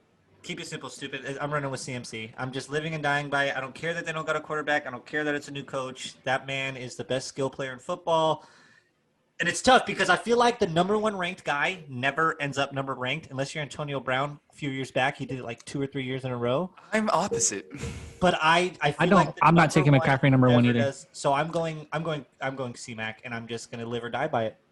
I'm actually mad because we're all in the same fantasy league, and I traded this guy. And draft order gets set tomorrow. Ooh.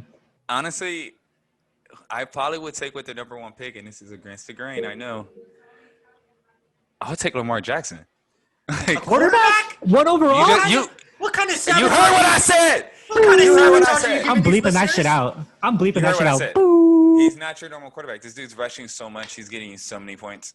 But if we are going to stick to the tradition of let's pick a running back because it's what you do, I'm giving Terrence number 1 overall Barkley. Pick now just to see what he really does with it. Please give me a Zach. Please give me that number 1 pick. I have no home. If Terrence is taking a quarterback, by all means, please give him that number 1. Please give me the number 1 pick. But if we're going to stick to society's norms, how about you guys step out the box? But mad scientist. I would take fantasy leagues again. Okay, you like Saquon?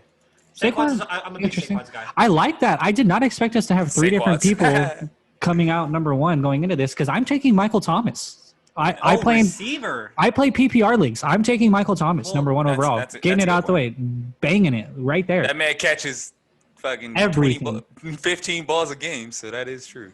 Drew's like, Hut, 3-step drop. Where's Mike? Hut, 1-step drop. Where's Mike? Hut, 6-step drop. Where's Mike? Like, it don't matter. Lamar It's Mike Jackson. I can't get behind a quarterback first. And it's because this is just like maybe it's a fantasy philosophy thing. You guys know me. I'm amongst the last to take a quarterback every year. No, I think it's so usually feel deep. that. If you don't get Mahomes or Lamar, stick to that method. But I do think Mahomes and Lamar are worthy first round Guaranteed almost 30 bomb every week. I feel that.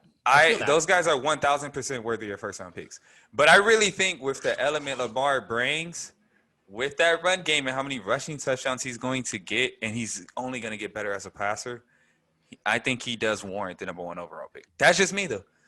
But like I said, in the main league we have, I was an idiot. Well, I had both quarterbacks against. I had Mahomes and Lamar, but I really wish I would have kept Lamar. Do you remember what you traded him for? I don't even remember. You traded him, I think, to my cousin. Draft picks. Yeah, I traded him for like draft picks and another good starter. I can't hate on a draft pick trade. I just, like I said, I have Mahomes, so we can't get mad at me. All right, it is time to share the screen. I'm gonna show everybody. So we all worked on a fantasy podcast. I mean, not a fantasy. We all worked on our fantasy rankings. We're going to show everybody our top 30 quarterbacks, top 30 running backs, and then we are going to do our top 50 receivers for everybody. So make sure you check us out. So if you bring up these quarterbacks, is it full screen for you? I mean, I can see it. There's black on the edge, but it's fine. There we go. That's full. Are we full screen now? That's very full. Easier. Okay, so you want to go slow. Obviously, 1 and 2 were extremely hard to go by. Patrick Mahomes and Lamar Jackson. Obviously, really had to sweat those two out. Took me forever to lock those in. Then you go Russ. Well, for me, Russ Wilson 3. Here's the thing about Russ 2 that's crazy. That is like completely against the philosophy that I go by with like weapons and stuff. Like Russ really never has elite weapons, but somehow does it every year. So I kind of just throw that out the bag when I'm doing these rankings. I'm just thinking like, well, it's Russell Wilson. He's gonna every year he surprises me because like I love Russell Wilson as a quarterback, but like as a fantasy quarterback, I'm like, they run the ball a lot. He play actions a lot. So I'm like, I don't want him. But then every year this dude just kills in fantasy. I'm like, top 5 every year, dude. It's crazy. I feel the same. I feel the exact same, Terrence. I swear to God, it's exactly what I thought. I swear, like the way they play football, you would think he doesn't get a lot of fantasy points, but he does. But he gets all the touchdowns. He's going to run a lot. We were just talking about how we love running quarterbacks. He's going to run broken plays type stuff. But I will say Dak 4 is high to me. 4 and 5. Yeah, I was like, when do I get to ask my question about your list? That's what I want to know. Here's the thing. Dak is listed 3 in almost every ranking that I look at. And I don't know shit. Well, exactly. I dropped him a little bit. But here's the thing. If you look at it, Dallas Where'd they have Russ? They were basically flipped. And Russ was either 4. Okay. Oh, wait. If I'm not mistaken, they all differ a little. But for the most part, it went Mahomes, Jackson, Dak, Murray, Wilson, I believe is how they had it. I would have Deshaun Watson where Dak is. Here's the thing. Oh, no, they have no receivers. I don't know who he's throwing to.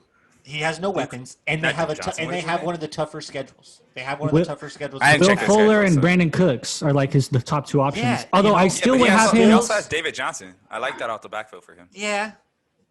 Yeah, and your screen. Interesting. I don't know if I'm really jumping on the David Johnson train to boost Deshaun's value. Well, I feel that. It's David interesting Johnson to me that you have, years. even with the no weapons, you have Deshaun over Drew Brees. That was interesting to me. Yeah, I don't trust Drew. He don't got a cannon. Right, exact. Terrence just nailed it. Age. Father Time is undefeated, and his arm strength is getting weaker. So to me, they run the ball a lot. The Drew Brees bombs aren't there anymore like that.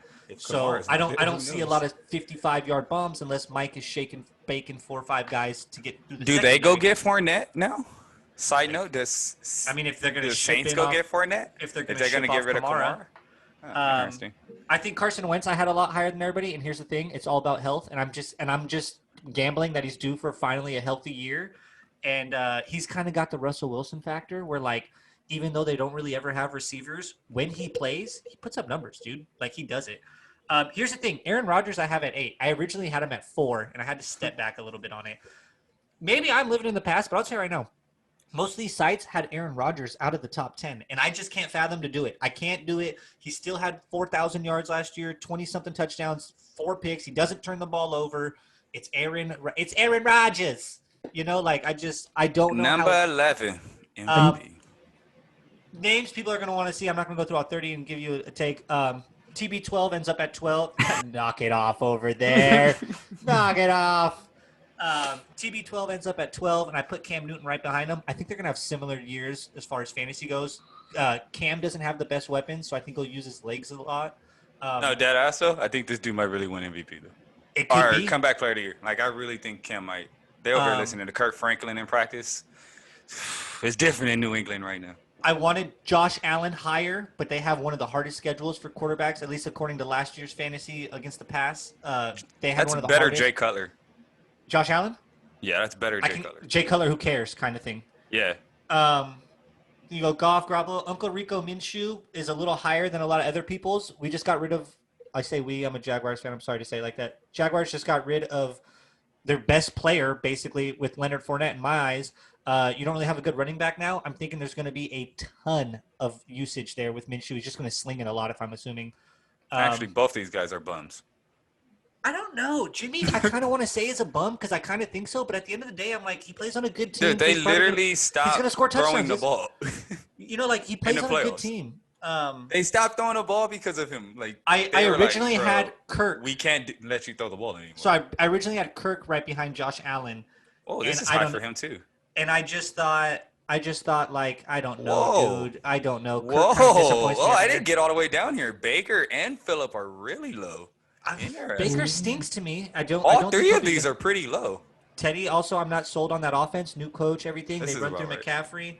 Tannehill, they've run it 500 times with the Derrick Henry. I'm not really sold on Tannehill. Hate the Giants this year. I think they'll be amongst the worst teams. So I got Daniel Jones low. This Joe blew me Burrow. away, though. Sam Darnold at Absolutely 30th? blew me away. Yeah, that's wild to me. That's probably the Absolutely worst blew team me. in the league. That's probably the worst Yeah, team in the but league. he's not a bum. Like No, but his team he might be. You know, and his he might coach be. isn't any good. Well, his coach is a bum. I don't know, you know? I Joe. And then Fitzmagic's up here because you just don't know what's happening in that quarterback situation. And I'm not saying that Nick Foles or Trubisky have a bad year, but we're talking fantasy rankings and fantasy value, right? If you have to draft tomorrow, I don't know what their quarterback situation is. I can't put them high. He's so small. Will you start putting him at running back at least? Who? Troops. Backup tight. You have 10 tight ends that are too big. He's like Whoever a plays- safety. Right. Whoever plays amongst Running those back. two probably won't be the 30th ranked fantasy quarterback, but I don't know who's playing, so I just can't go with confidence to tell you like, well, draft this guy. Whoever ends up playing probably will be better than the 30th ranked quarterback. But if you're asking me who you want me to put some stock and some value in, I don't know what's going up. I don't know what they're doing, so I can't. I had to put them at the bottom. I have no idea what they're doing. Why did we end up slandering my two favorite Chicago quarterbacks of all time? I'm not slandering. That's what We I said. very casually slandered Jay Cutler 5 minutes ago. Very casually. I love it. And now we're just torching my guy.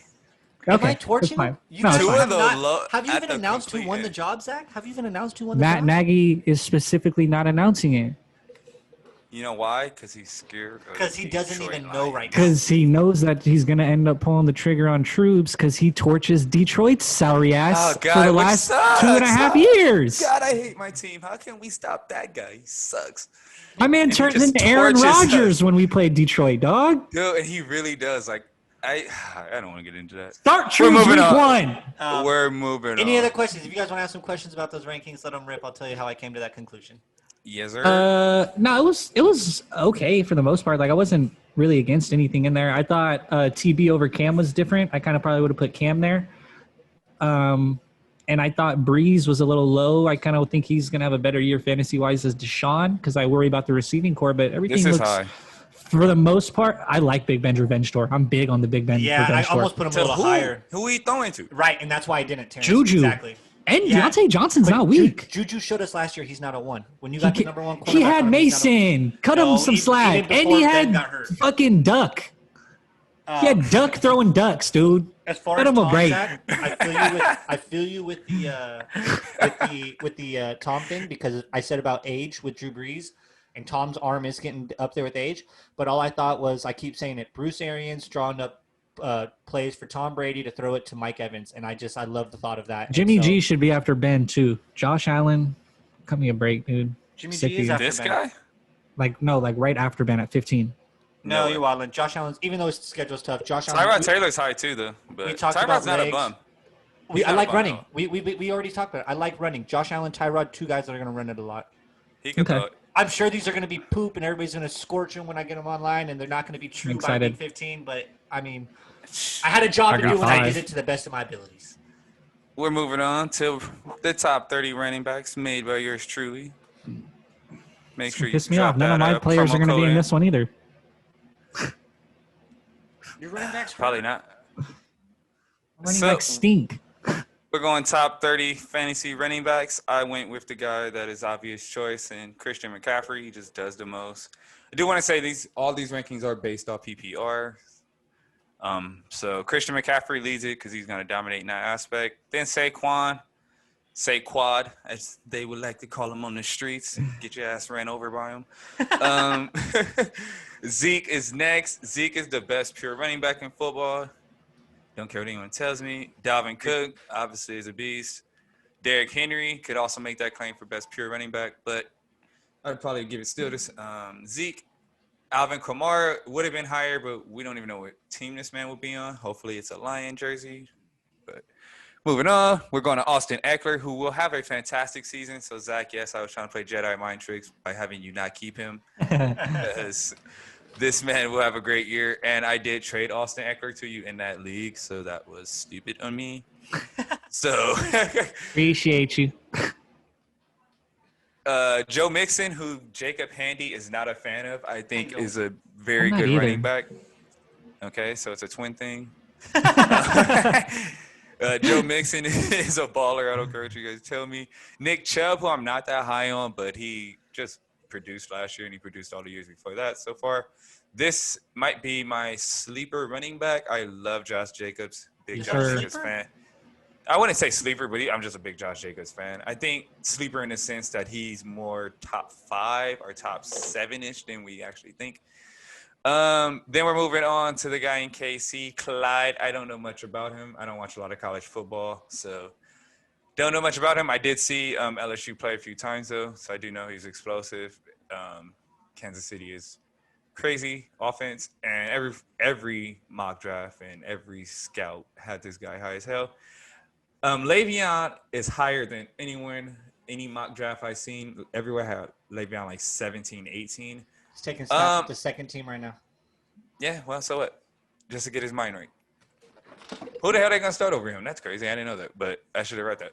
But Le'Veon, I still have with him. I read that and I thought, Terrence, I don't give a fuck who they starting with the first team. Who the fuck is better than Le'Veon over there? Who can Yeah. they really No, on I game thought day that throw too. out I'm there? just saying, if you guys And wonder why he you was paying ranked him so low. much money. Like, you about to let that man sit on the bench? What the hell y'all doing? No, yeah, That ain't happening. that's why I think that's why in those other rankings that I saw the same thing. That's why he's there. Well, Le'Veon, if he's trying to get, they should just cut Le'Veon and that man could come to Detroit. But everybody could come to Detroit. We suck. We need a lot. But that's off topic.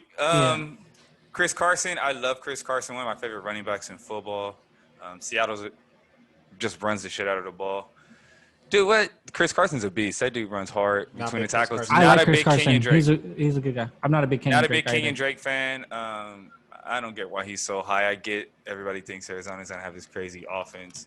I do think they will score points. He's going to catch – once again, this is a PPR-based ranking, so I do think he will catch balls out the backfield.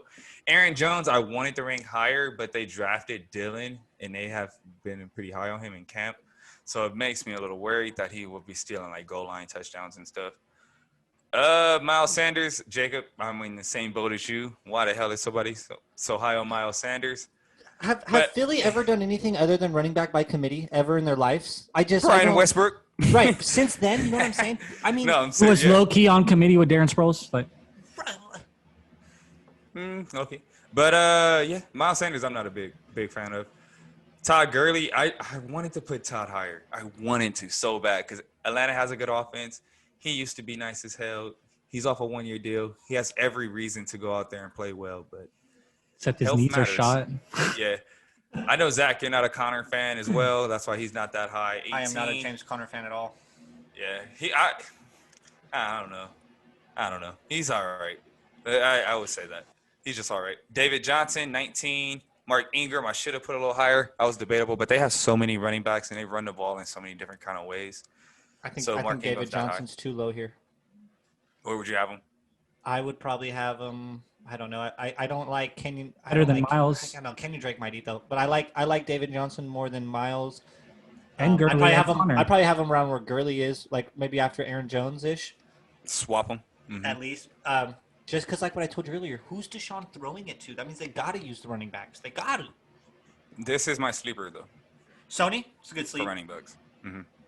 That's what I consider another running place hell out that's of the always like running back by committee and weird shit going on. He's got one I more don't think running so back, 3 spots necessarily. behind him. They do have a lot of running backs over there, but different kind of running back. They don't hand James White the ball, but they're gonna run a different offense. I think they're running power football this year with Cam. If they try to run that offense they ran with Brady, then that's just gonna be different. But Melvin Gordon, I wanted to not even put on this list because they have a bunch I like of. Melvin's revenge tour this year. Yeah, I'm not but they gonna lie. have Lindsey, Freeman. They got a lot of backs over there. They ain't never used Freeman. They don't even like Freeman over there, dude. No, but they like Lindsey, and he's nice. They do like Lindsey. Lindsey is nice. Ronald Jones was another sleeper, I think, because Tom loves his running backs. Ronald can catch the rock. I didn't. Devin Singletary, no, not just another. He has fumble Running back. issues. He might not even get through the season. You know what I'm saying? And now we just to guys who are starters. How'd you get Carry on so low? That's your boy. This man has Cam Akers and DeAndre Swift and Jonathan Taylor and not a single Bears running back. No Demont, no Tariq Cohen. No. Every list I saw those guys and everything I had, they was all 50s. They was ranked low. But because you guys are committee, and now you want to try to get Leonard Fournette. He's rumored to go there. Now they're rumored to try to get Kamara. I don't know what y'all doing over there. You don't feel good about any running back that you have.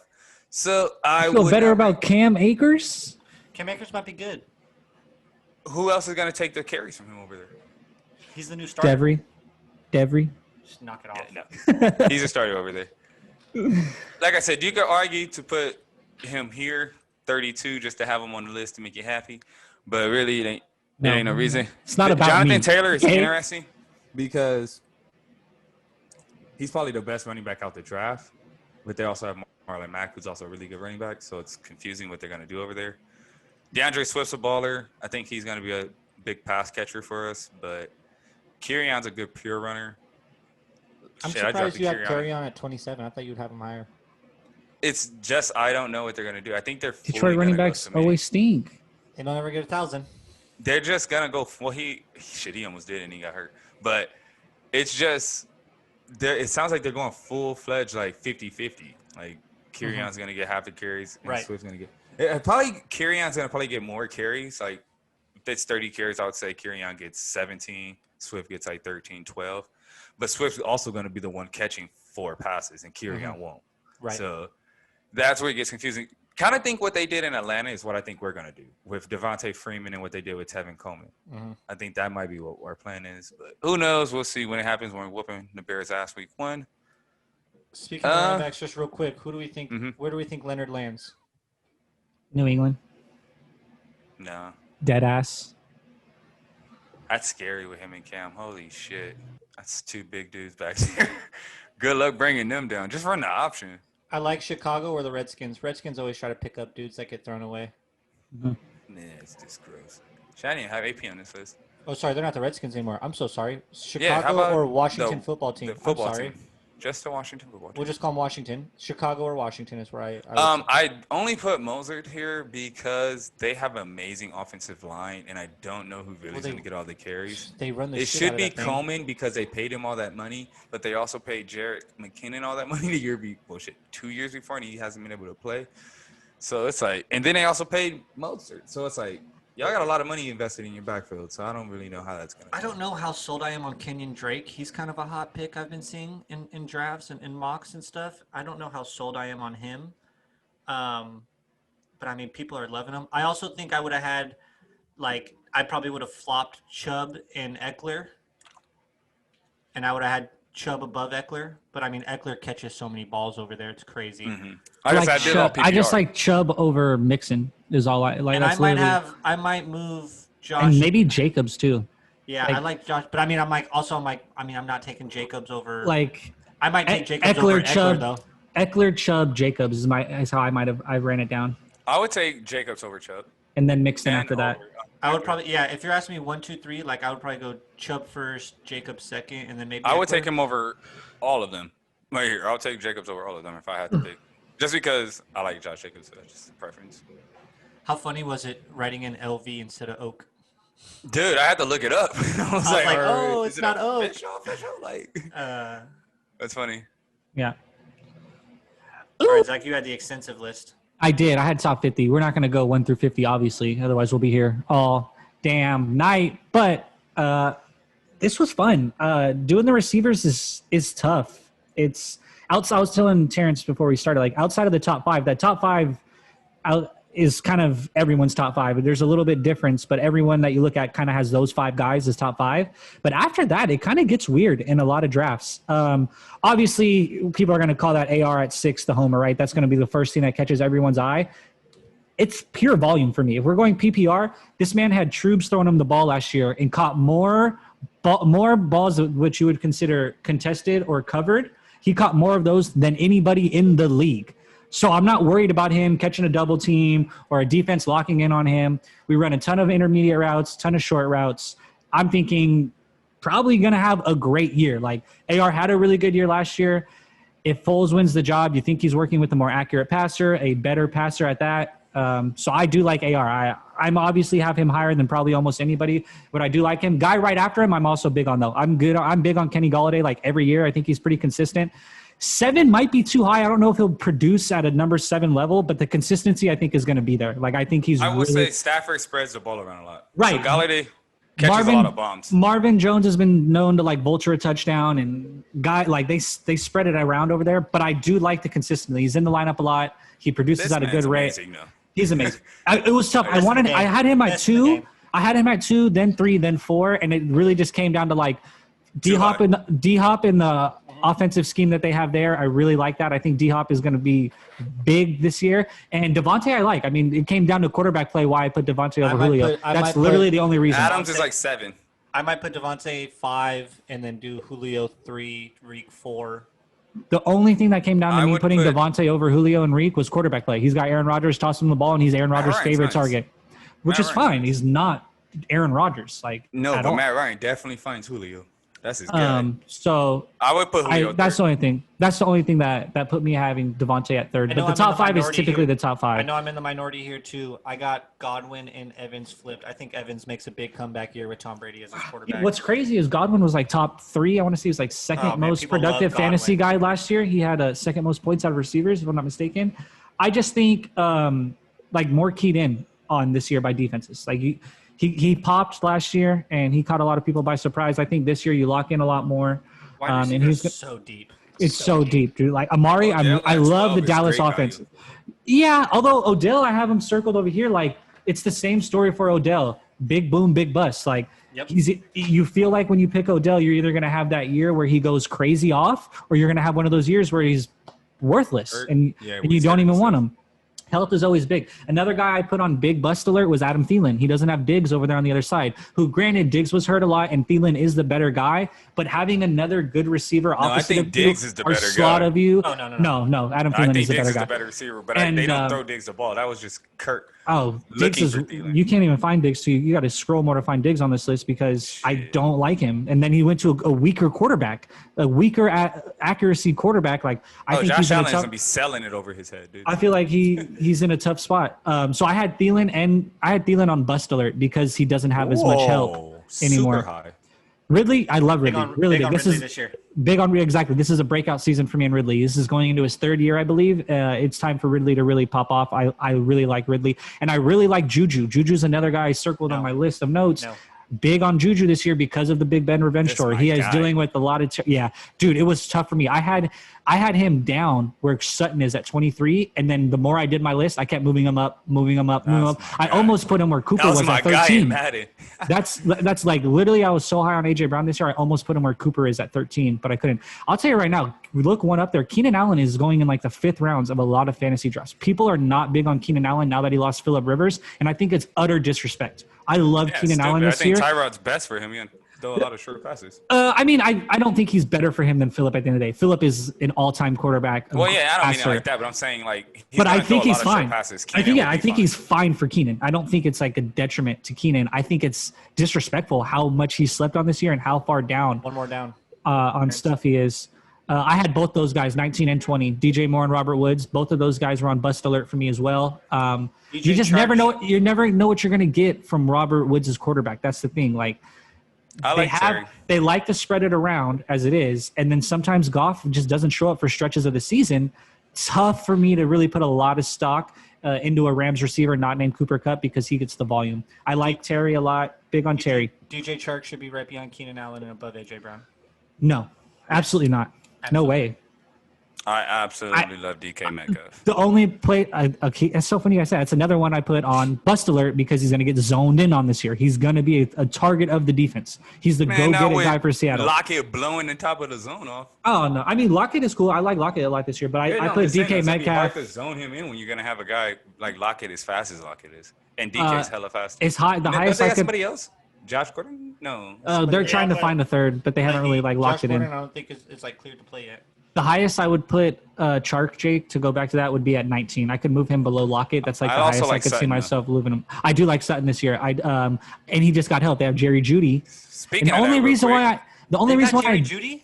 Yeah, that's this where was too low. Is I like him too. This was too low. I thought Drew Lock's gonna have a good season. Drew Lock is supposed to be the guy that booms this year.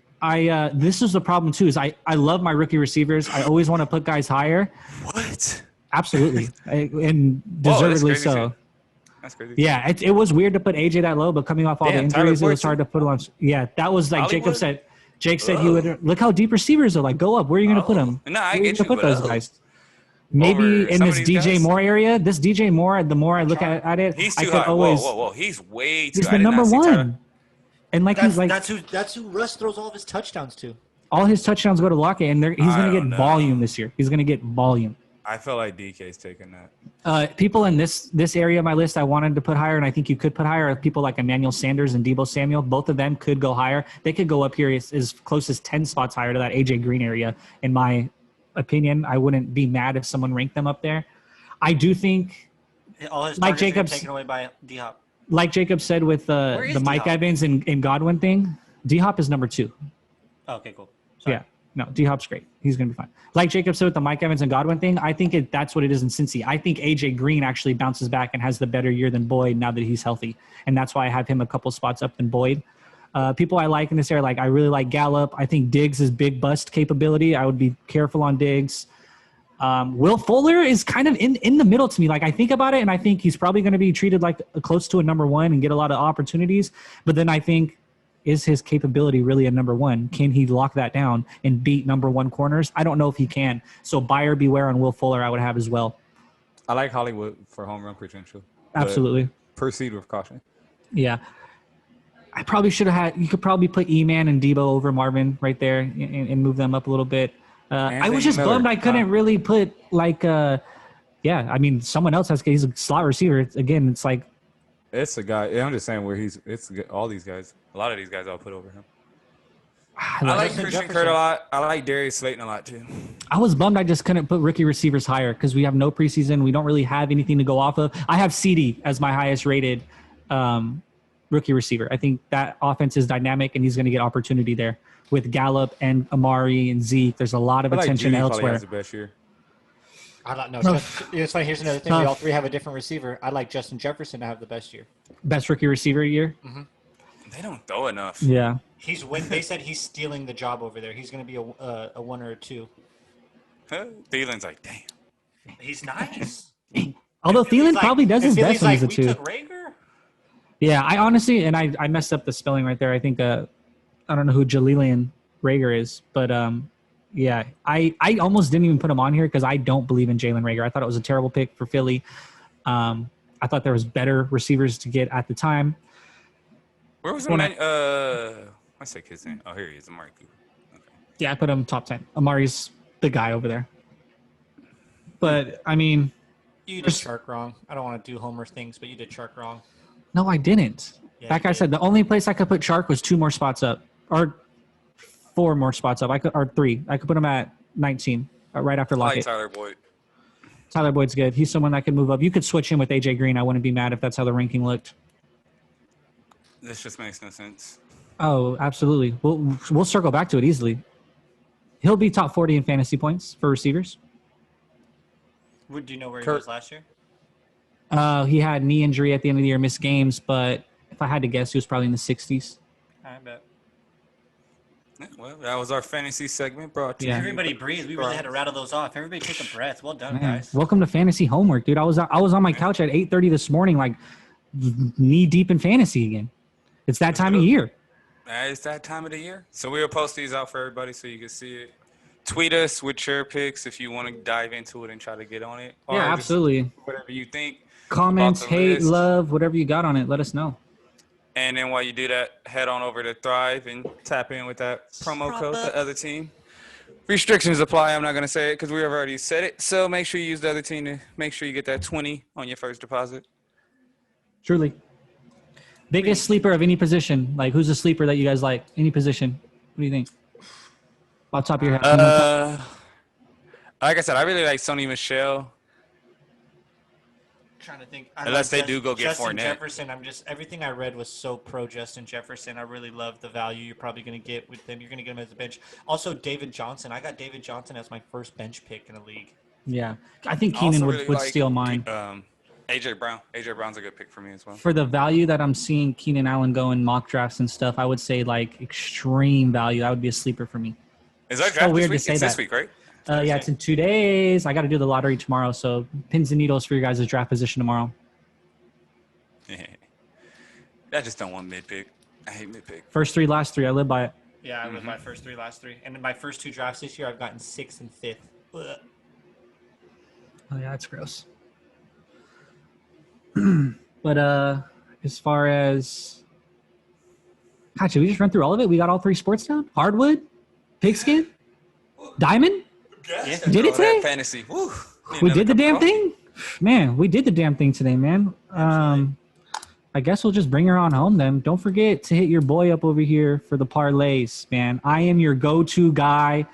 You can find me. Go to my Twitter now, and there's a profile we keep linking. Sports Profits, man. It's like where I do all my bets and stuff. So if you want to know the parlays, you want to get good on there, you want to see some good free plays, go to Sports Profits. And if you want better plays, hit up the subscriptions, man. It's a good place to go to. That's where you're going to get your best bets. Man, Jacob, what nerd stuff you been on? Come on, bring us something good nerdy. What you been on, brother? Man, my internet just froze. Man at the park. Yeah, mine did froze hard too. I was like, what was that? I played some Pokemon Go, and I ran. Come on, give me something better. Dan, you put me on top. No, somebody else go first. I'm not ready. Okay. My internet Okay. froze, so I almost Thanks. finished Last Chance U, man. I'm almost done with it. I'm still on that. That's what I've been watching. It's so damn good. Golly. Yeah, I would say I've been watching The Contender on UFC. You guys know I don't watch anything outside of sports. I'm a loser. I'm Real, a sports I'm the same way. loser. Man, I hate it, but like whatever. It's my interest. Fight me. But UFC, I've been watching The Contender. I just started watching it this week, so I'm about to go back and watch all the episodes. I don't know why I haven't watched these before. Honestly, like a lot of fighters come from this. And it's all dramatic and shit. And I love hearing people's stories anyway. So now to hear these guys' stories and then it go catch fades. And I'm like, yeah, man, bro, yeah, he deserved to win that fight, man. Like, he fighting for his family, man. Like, he needs this. Like, hell yeah. Gotta love it. They're doing their job then. Exactly. Like, I definitely need stuff like that. That's all the kind of stuff I like. That's why I watch some of these sports documentaries. So outside of sports, I've been trying to finish Big Bang Theory, man. That is a phenomenal sitcom, but it is so long. I'm in season 11, so we're almost done with it. How many seasons is it? It is funny, I think it's 12 or maybe even 13. It is. Have they stopped? Yeah, it's done. I'll tell you this about that show, though. This is what's so good about that show. If you like sitcoms, you know, the Seinfelds, that 70s show, The Office, those type of shows, it really stands the test of time. Like, you get shows that run on, especially sitcoms that run into that many seasons, and it's not as funny at the end. You know, it gets worn out or it gets overplayed, and they repeat jokes or whatever it is. This, you know, I just finished season 10 the other night, and it's still gut-wrenching funny in season 10. Like, it truly is a consistent show, and that's awesome. So if you do like the funny stuff, looking for like a sitcom or something easy to watch and I stuff, can't wait to see what Jake has right I now. would highly recommend Big Bang Theory. Absolutely hilarious. And that's my nerd shit this week for Zach. I ran through my Marvel comics, so I started on my DC ones. So I've been waiting. There it is. You asked what I was watching. I'm like, shit, I ain't been watching it. I was like, but I did finish reading. I finished all the Marvel ones I had, so I dove into my DCs and a little sexy Poison Ivy one I've been reading. So where are you at in your mile journey? I'm at 157.5, I think is what I did last. I just moved up. If you do the Nike Run Club app, there's like different color tiers. I just moved to the 3rd tier, which is blue tier. I don't know if I get anything other than recognition. But I nailed it. I've actually PR'd like my last 3 runs, so they've all been really good. It's finally not fucking skin melting hot out here in the valley, so I can go before 9 o'clock at night, which has been nice to go to the park. So if anybody's wondering why this guy is a track star and triathlon person, it's their pops. I just found out their pops is going to be riding his bike up from Palmdale, California to Long Beach. Yeah, second time he's done it. Yeah, he's done this before. So if you guys wonder where Jake gets that energy and that heart to want to do some shit like that, it's in his blood. Yeah. Now Zach, on the other hand, it skipped him. But Jake has it in him. Pops is a maniac, man. Yeah, he actually he's funny. I was out there last weekend and he gave me 2 big water bottles and he said, like, I couldn't go to the store and get them for myself. He's like, nah, son, he had to do this. This is Mike's secret stuff apparently in this water bottle. And he had me put 2 in the freezer because, like he said, he does it every year for the draft we do. Dude's going up a mountain to get to you, dude. Like, yeah, we do it in Long Beach at my sister's. So he's going to start in the morning in Palmdale, go up through the Angeles Crest, come down into the valley. I'm in Sherman Oaks. He's going to pit stop at my place, make sure the tires are good, swap out his water so his bag isn't so heavy. I got 2 frozen water bottles in my freezer right now. And then he's gonna just keep on trucking on down to freaking Long Beach. It's like a 100-mile ride, probably 110 miles. What are we, episode 29? 29. Yeah. By episode like 150, 180, you'll probably be seeing Jake doing some shit like this. I'm stoked. I hope so. That'd be fire. The goal really is I do want to run a marathon one day. That shit would be tight, but I gotta keep that. That'd be badass. I ran fucking almost 4 miles last night and then came home and smashed half a pizza. So I don't know. I was starving, dog. Like I had a salad with it. Come on now, but yeah, I gotta eat better. What's great? I literally did.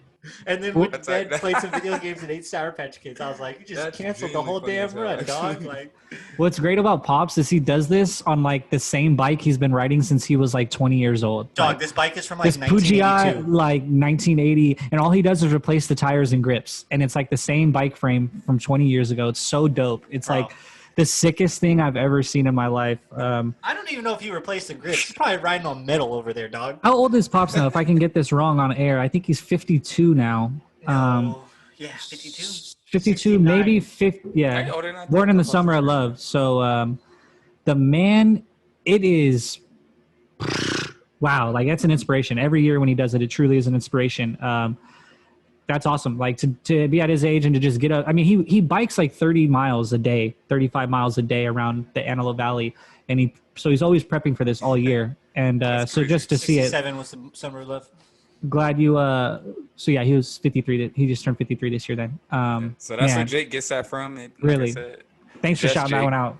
Yeah, just Jake gets it though. Absolutely, yeah. Me.